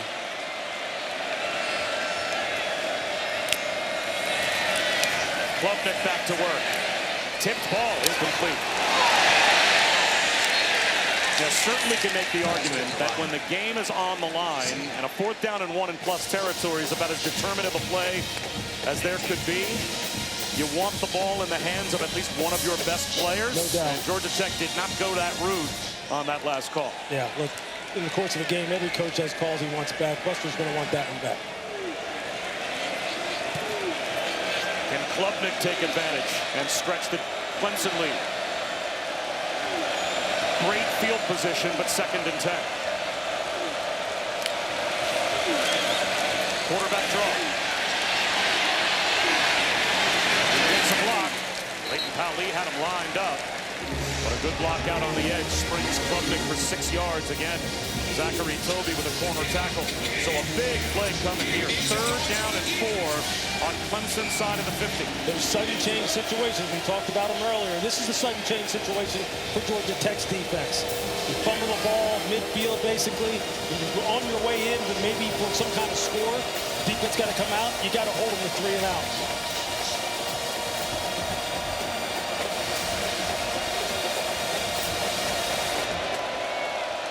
Wesco has been the guy when they've got to have it going the football. He's number 12, top of the screen. Yellow Jackets bring a blitz. And there it is, an incompletion to the far side through the hands of Wesco. Boy, you called his number. They dialed him up, and it went right through his hands. And this got to be a catch. It's got to be a catch. He's been making big plays all game long. Bryant Wesco just drops the ball. He just takes his eyes off of it. You see there, he sees the corner driving on him, or he sees Amari Harp, or I think it may have been Clayton Powell-Lee who was driving hard on him. That was it, number 5. He was already thinking about making a move, turning back inside, maybe springing another big one. This doesn't finish the catch. So after a downs stop by the Clemson defense, the Georgia Tech defense forces the 3 and out. And over-end punt, Bailey Stockton, fair catch at his own 10-yard line. Kick off your Week 2 NFL Sunday with the Countdown Crew on ESPN before the Eagles-Chiefs Super Bowl rematch. Saquon Barkley one-on-one with Marty Smith. And this week, we've got a Monday Night Football doubleheader. Bucs-Texans at a special start time of 7 Eastern on ESPN, ABC, and ESPN Deportes, and then Chargers-Raiders. ESPN and ESPN Deportes will follow. Both games available on the all-new ESPN app. Lou, you are headed out west to call this one, Chargers-Raiders Monday night. Yeah, this is a big-time AFC West matchup. Jim Harbaugh's an absolute treat. Pete Carroll been a winner everywhere he's been. When you hear that Monday night music, man, you just get goosebumps. You know it's a big-time stage. That'll be a big-time game. Haynes King, straight quarterback run for a yard. And this will take us inside of 1 minute remaining in the 3rd quarter. Tackle made by DeMonte Capehart.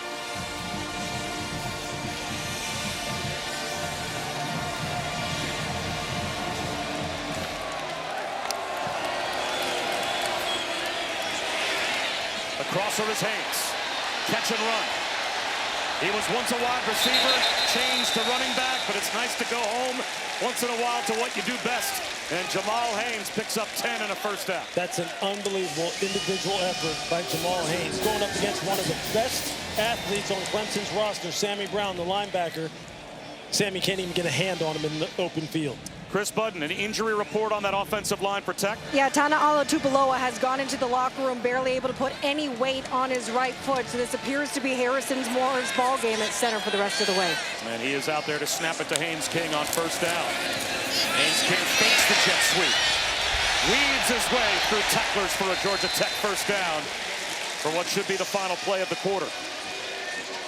That long galloping stop. Tech's got 1 less point as we start the 4th quarter, but they've got a 1st down.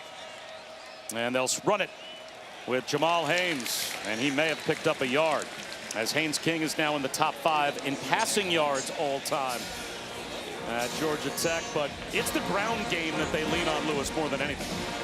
It is, again, coming into this game, averaging over 240 yards rushing per game, although small sample size, only 2 weeks. That's what they pride themselves on. That's what they're built for. They have got playmakers on the perimeter, and you've already seen flashes of them. King stands in, diving catch, at least attempted, and it looks like, yes, indeed, made by Malik Rutherford to make it 3rd down and 4. See Rutherford, Haynes with the off-target throw, but Rutherford makes a heck of a grab. Timing route outside, 1st down. We haven't called Isaiah Canyon's number much since the 1st half, but that's a big 3rd down reception for 9 yards. That's a big 3rd down reception by a big boy. You see him out there battling with 6'2", 200-pound Ashton Hampton from Clemson. That right there, that's NFL body on NFL body out there, and he ran a little comeback, pushed off a little to get some separation. Haynes zips it out there to him.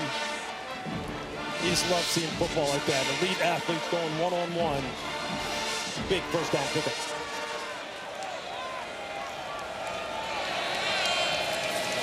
Toss to Haynes. Stretched to the sideline by Ronan Hannafin, who made the stop. When Ronan Hannafin was a kid, his dad, who was a quarterback back in the day at BU, he and his brother used to tackle his dad. His dad had the hurricane scale, right on a 1 to 5 scale. He had a lot of 5s, his dad said. It's a swing pass. Haynes breaks a tackle. Jamal Haynes, first down and more.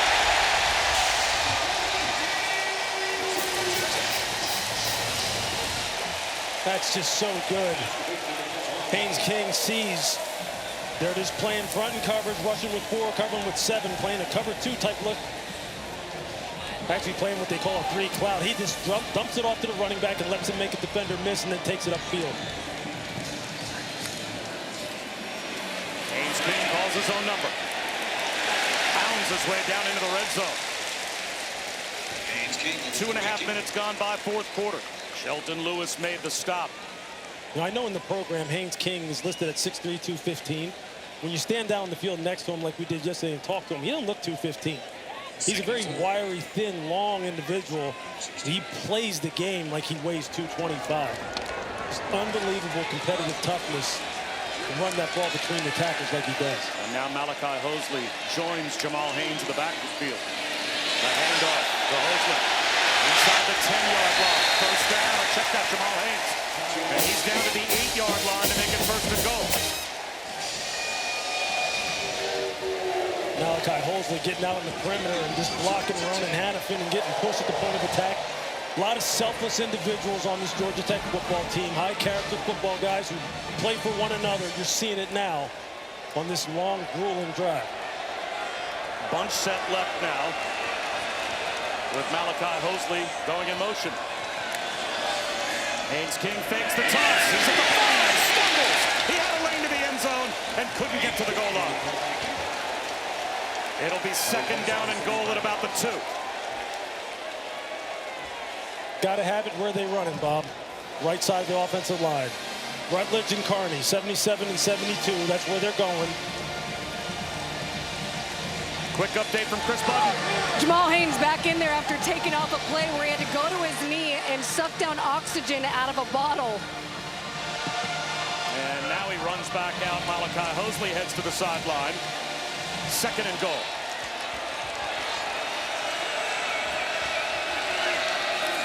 Jamal Haynes takes the handoff, gets a push. He's to about the 1.5-yard line, where it will be 3rd down and goal. They just run the same plays and just dress them up over and over in a different way. Power, counter, quarterback power, jet sweeps, quarterback draw, power, counter. They just run the same things over and over. Just what Brent Key loves. Haynes out, Hosley in to the left of Haynes King. In the shotgun, 3rd and goal. Haynes King following his running back. Georgia Tech touchdown.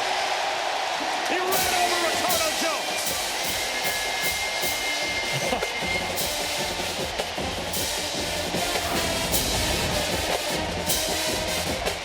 Look at that collision. That's a quarterback against the safety. As a former safety, that's the last thing you want to happen to you. And now with a 5-point lead, as you would expect, it's go for dose time, brought to you by Dos Equis. So Georgia Tech will go for 2 as they will try and stretch the lead to a full 7. A 13-play, 90-yard touchdown drive that took over 6 minutes off the clock. End around. It's the Philly special for the 2-point play. Dean Patterson catches it, and Malik Rutherford tossed it.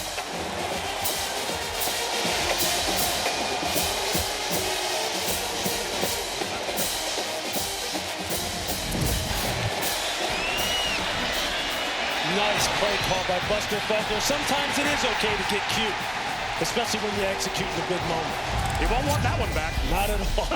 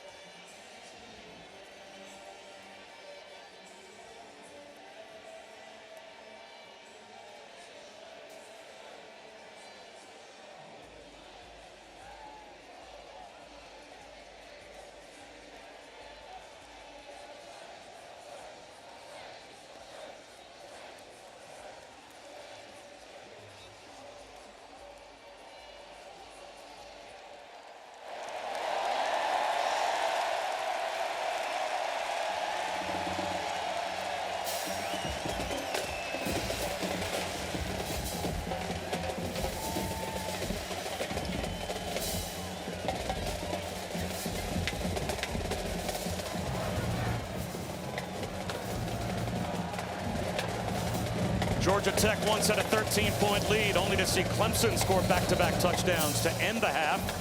And then in the third quarter, Clemson was up by 1. Now an 8-point trip for the Yellow Jackets. And they lead by 7. What a game between Clemson and Georgia Tech. 10 minutes to go. All right, Lewis, let's go back. Take a look at a well-designed two-point play. Yeah, it's perfect. Look, you're going to get flow this way. Everybody's blocking here. You're going to get Haynes King just flip the ball to Eric Rivers, and then you're going to see a nice little sail route on the edge by Dean Patterson. You see the flow going left. Haynes flips the ball to Eric Rivers. He draws up support on the edge. People think he's going to run it in, and he just tosses a nice soft touch pass to Dean Patterson, executed to perfection. And Patterson got out of a stumble. He almost threw the timing of that play off by losing his footing. A jet sweep to Tyler Brown gets this drive started for Clemson with the first half. So now the Tigers will try and answer. Under 10 minutes to go. This is what football's all about. It's about counterpunching. Can you come back and deliver a blow if you're Clemson now offensively? Can Cade Klubnik lead his team down the field? Can Bryant Wesco make a big play? And if you're Georgia Tech, how do you slow this down now and get off the field?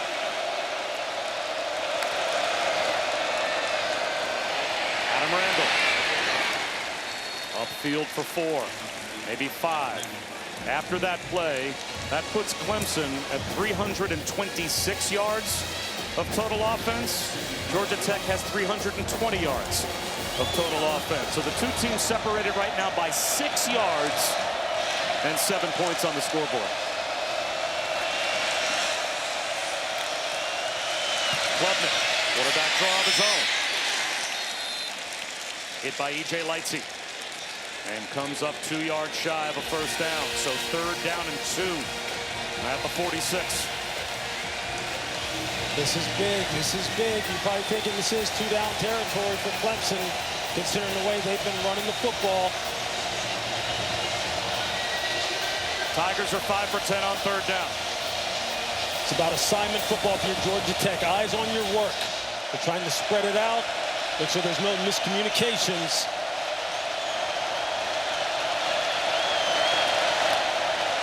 Klubnik to throw. He'll run it up the middle. No one home. He's loose. And that's a nice open field one-on-one tackle by Clayton Powell-Lee. Or it might have been another 20, 25 yards for Klubnik. It sure was. This opens up perfectly. You see they're in man-to-man coverage. And you see the block at the point of attack by Adam Randall, and Clayton Powell-Lee makes a nice open field tackle.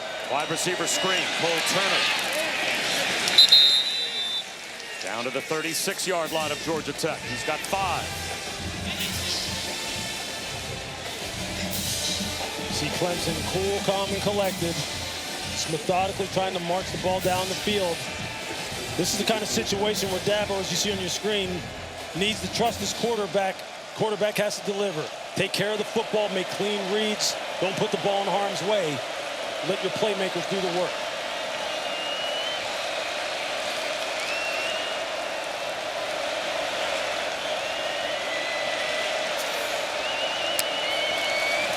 Another wide receiver screen. Same player. Turner tries the other side. Just shy of the first down. Another tackle for Clayton Powell-Lee. And we've got an injured Yellow Jacket. And actually, they reached the ball out. I think there's a good chance Cole Turner did get the first down. Injury to a defensive player. That's Zachary Toby. The corner on the far side that's hurt.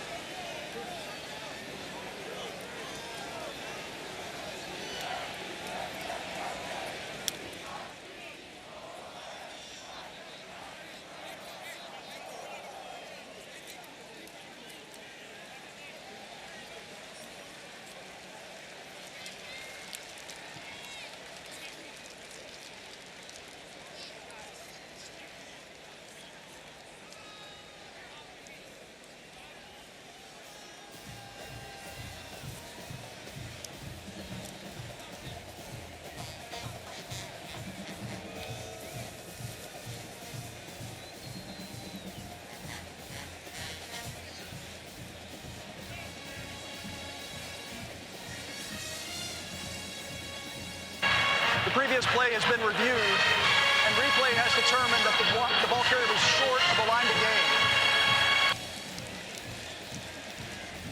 It's third down.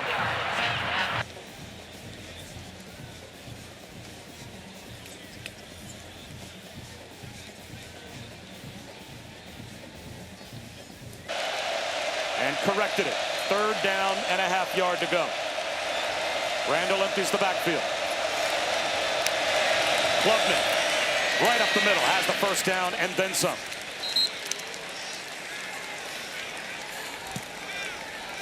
How about the competitive toughness of both of these quarterbacks? Haynes King for Georgia Tech, Cade Klubnik just calling a quarterback power in that situation, knowing he's going to take some big hits in there, running into the teeth of the defense. No problem. Whatever I need to do. Coming into today, Clemson was 32% on the season on third down, 101st in the country. But they're 7 for 12 today, and they get another one to keep the drive alive. Klubnik, again, a willing runner. An ankle tackle made at about the 25-yard line by Powell. Down to 6 minutes to go. That's just a lot of confidence that Garrett Riley, the play caller for Clemson, the offensive coordinator, is showing in Cade Klubnik.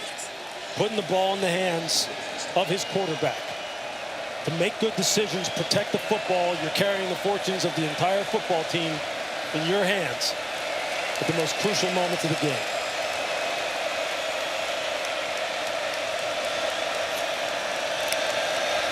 Blitz coming.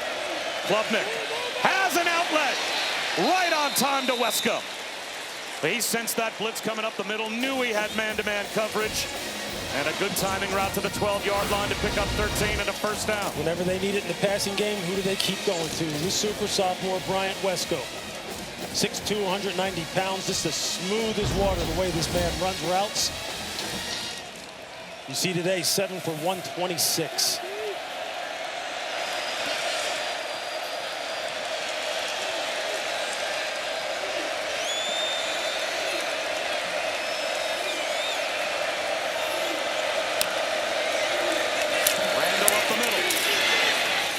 His way to the 5-yard line. 2nd and 3 at the 5. E.J. Lightsey made the stop, but that's a 7-yard gain.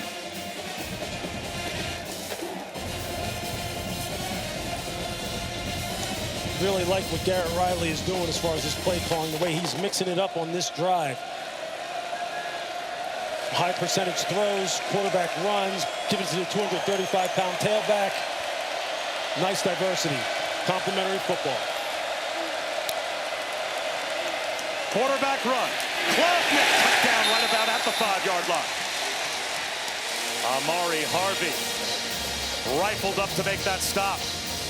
Just inside the 5, so what a big play here. Third down and a couple.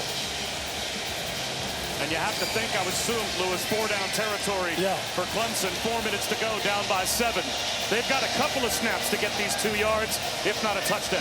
All that work you do, winter conditioning in the spring, in the summer, all those wind sprints, all those weight training sessions for both sides of the football. This is where it comes down to, and inside of 4 minutes. They've got Ian Shefflin, the 6'7" football player out there, top of your screen. He looks that way. It's a jump ball in the end zone. Flags everywhere. He couldn't hold on, but he was interfered with. Omar Daniels grabbed Shefflin. He's the red zone secret weapon. Earlier in the game, Clemson put him on the field, and it forced Brent Key into a timeout. They put him back out there and gave him a chance with a jump ball in the end zone. Pass interference. Defense, number 9.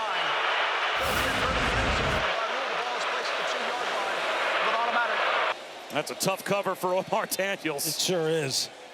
Just playing basketball, literally, in the end zone, just trying to box him out and get the rebound. As a defender, really the only thing you can do against a guy that big is to play him and to try and front him, get underneath him, and play his eyes and hands and make them try and loft the football. He'll just block you out like the sun. 1st and goal at the 2 after the penalty. Klubnik rolls out, looking end zone. Back in the end zone, finds a crosser, and that's Josh Sapp. Toe tap, touchdown. Great eyes by Klubnik, looking back to his left, and we're a point after away from a tie. Timeout for an injury to a defensive player.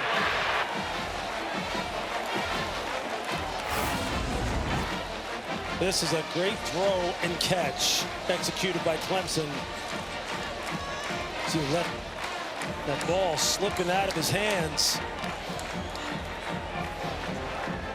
That was a scary collision back there as Clayton Powell-Lee, I'll tell you, ran right into his own man. I think Rodney Shelley. I think they're going to take a look at this. I don't know if he has control of this ball when he has his foot down. That ball looks to be coming out. There's the hands. That ball is moving right here when you look at it from the other angle. And I think you're right. The Collaborative Replay Center is going to take a look, and we can listen in. This is replay. Stop the game. Stop the game. Reviewing the score. Reviewing the catch. The ruling on the field of a touchdown is under further review.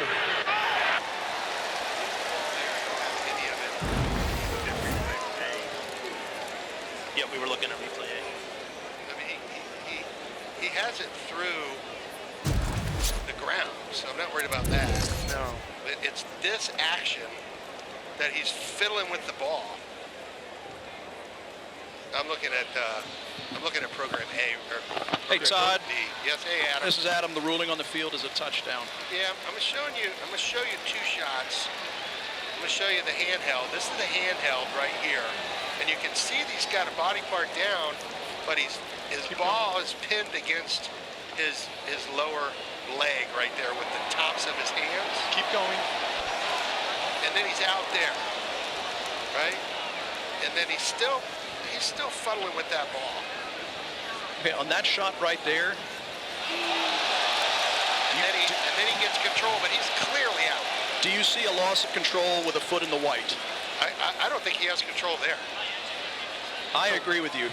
You can see this that we don't believe he has control at all. By the time he has control, he's out of bounds. Yeah, he's way out. Hey, take a look at high end zone real quick. High end zone, all right. Not C. Go to multi. No. Go to A. High end zone. Never lose the ball. Lose the ball there. Guys, I've got enough on that sideline shot to show no control, incomplete pass. I would agree. Okay, so after further review, the pass was incomplete. It's going to be second down at the 2-yard line on the left hash. Yes, correct. Clock is good. Second and goal at the 2. Yes. Okay, thank you. Thank you. All right, thanks. I say this as someone who's called this game for about 3 hours. After That's better than anything I ever said. That game-changing call and the peek behind the curtain, going to the operations center for the ACC, and you hear everyone arrive at a collective decision that your eyes, Lewis, told you thought it was an incomplete pass. That's better than anything I do all day. Yeah, that's pretty good by the replay center. Just walking you through that, how they go through their decision-making process, what they look at for evidence. Is it clear and obvious?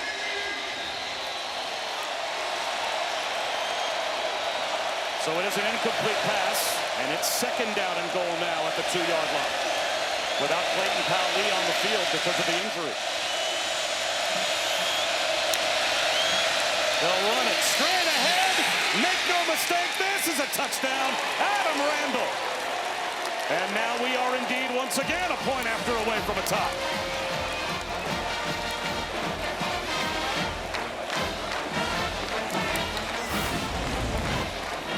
You're just going to see down blocks. You're going to get a pull. Randall just takes it north and south, right through the A-gap. You got a pull by the tight end, Sapp, not the guard. But he's just able to get downhill with that 235 pounds. Just going back to the big ball carrier. Well executed. And Hoosier puts it through. 3.5 minutes to go. 2 timeouts for Georgia Tech. They're about to get the football, but we are tied. That's just a big-time run. The offensive line trying to take over this football game, and now we got a tie score.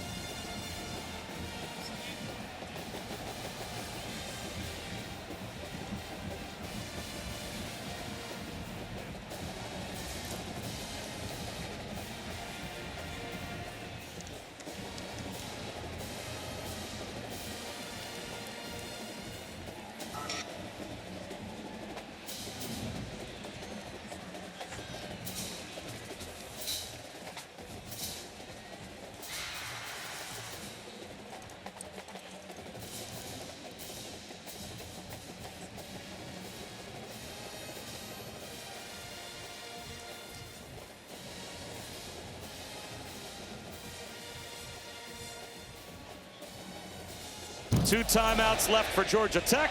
All 3 still in play for Clemson. Hopefully the next set of games as good as this one, Matt Barry.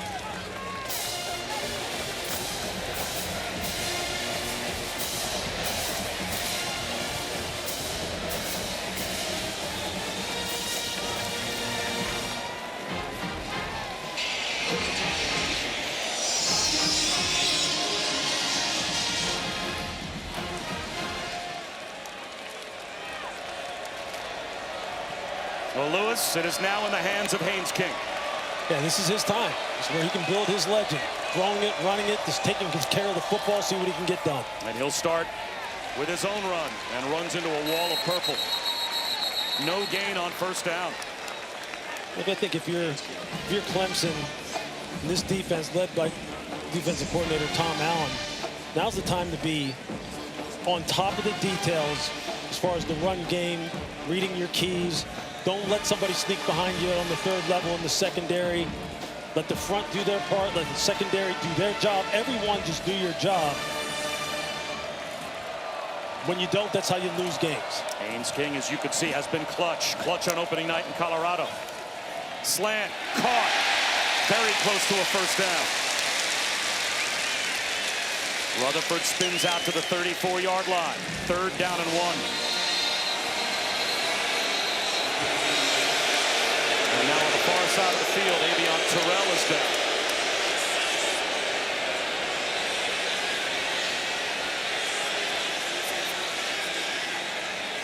Clemson is charged with its first timeout for an injury to a defensive player after the ball was spotted.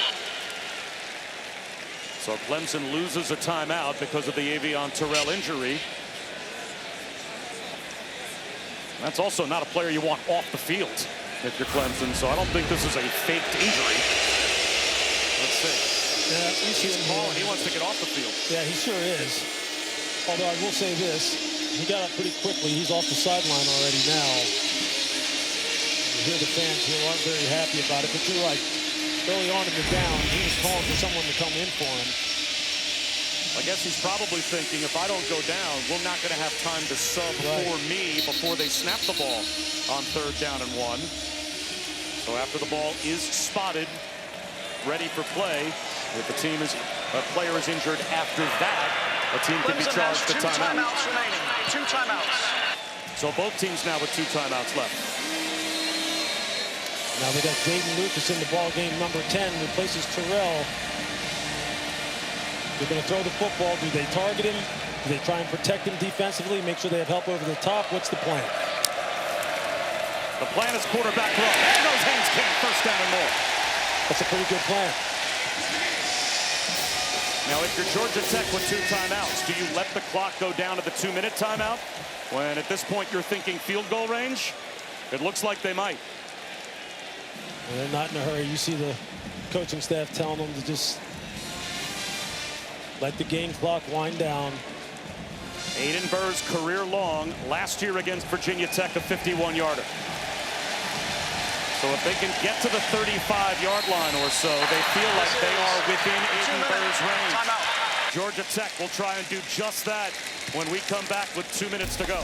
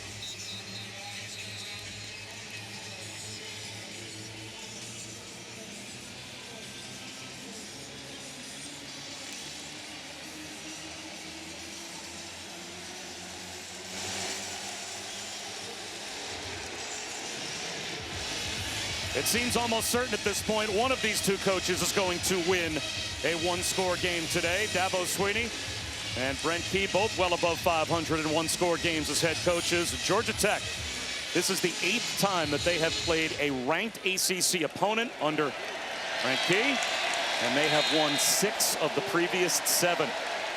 And they've got the ball with a chance to win another if they can get in field goal range. Cut back lane, shut down. Jamal Haynes into the arms of Devontae Capehart. Lost a yard. Now Clemson has a pair of timeouts as well. So very interesting to see how the two coaches manage the clock. And if at some point Dabo Swinney could get the ball, Lewis, back to his team with still time to use offensively. Yeah, no question. I think, as you mentioned on the break, I think Brent Key wants to control the outcome of this game. He wants to kick this maybe game-winning field goal or score a touchdown with very limited time on the clock. And they are milking the clock down.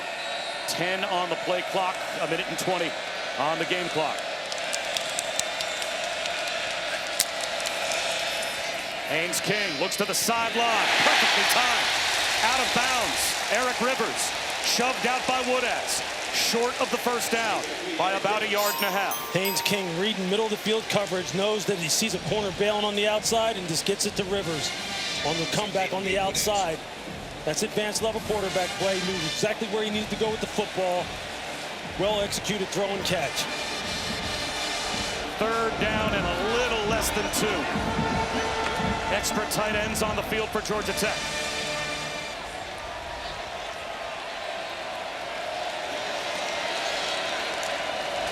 Haynes King, keeper, spins, first down.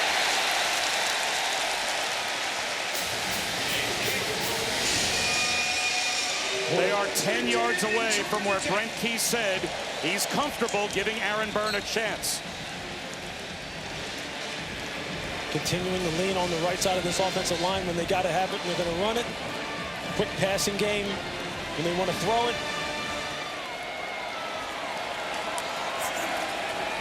They run it with Hosley. Woodaz wraps him up. Gain of a couple. And finally the whistle blows. Forward progress for 3 yards to the 42-yard line. And now a timeout called by Georgia Tech. 40 seconds to go. Well, a catch and run by Wesco, Lewis. Timeout. At this point, Clemson had the lead. And you just see the big-time playmaking ability of Bryant Wesco.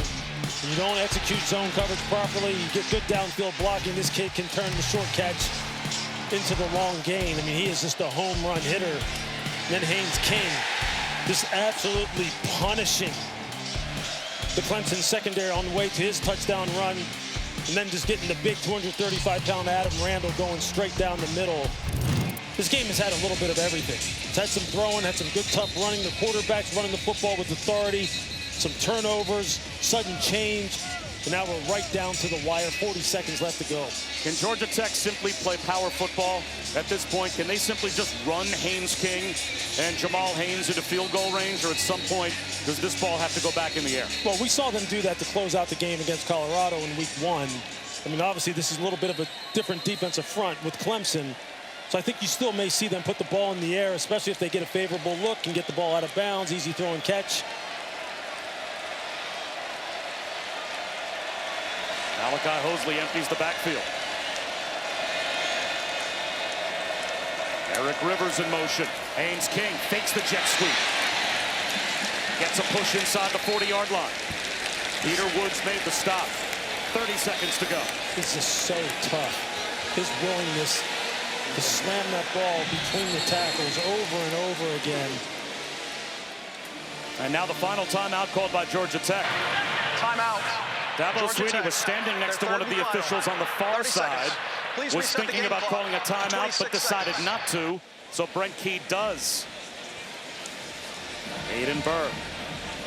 He's a clutch kicker. Yeah, as much as Haynes King has been a clutch drive maker. And his career-long 51 yards against Virginia Tech last year. Sitting right here, you're looking at about 55, 56. Got to get about 5 more yards or so. Now, no timeouts left for Georgia Tech. We saw them practicing this yesterday at their walkthrough. The fire drill field goal group, they will be ready.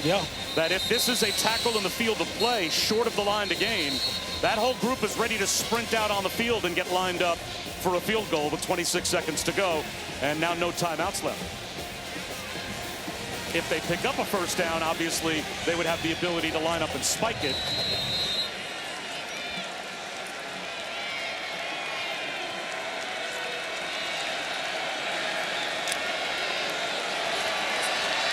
Third down and 4.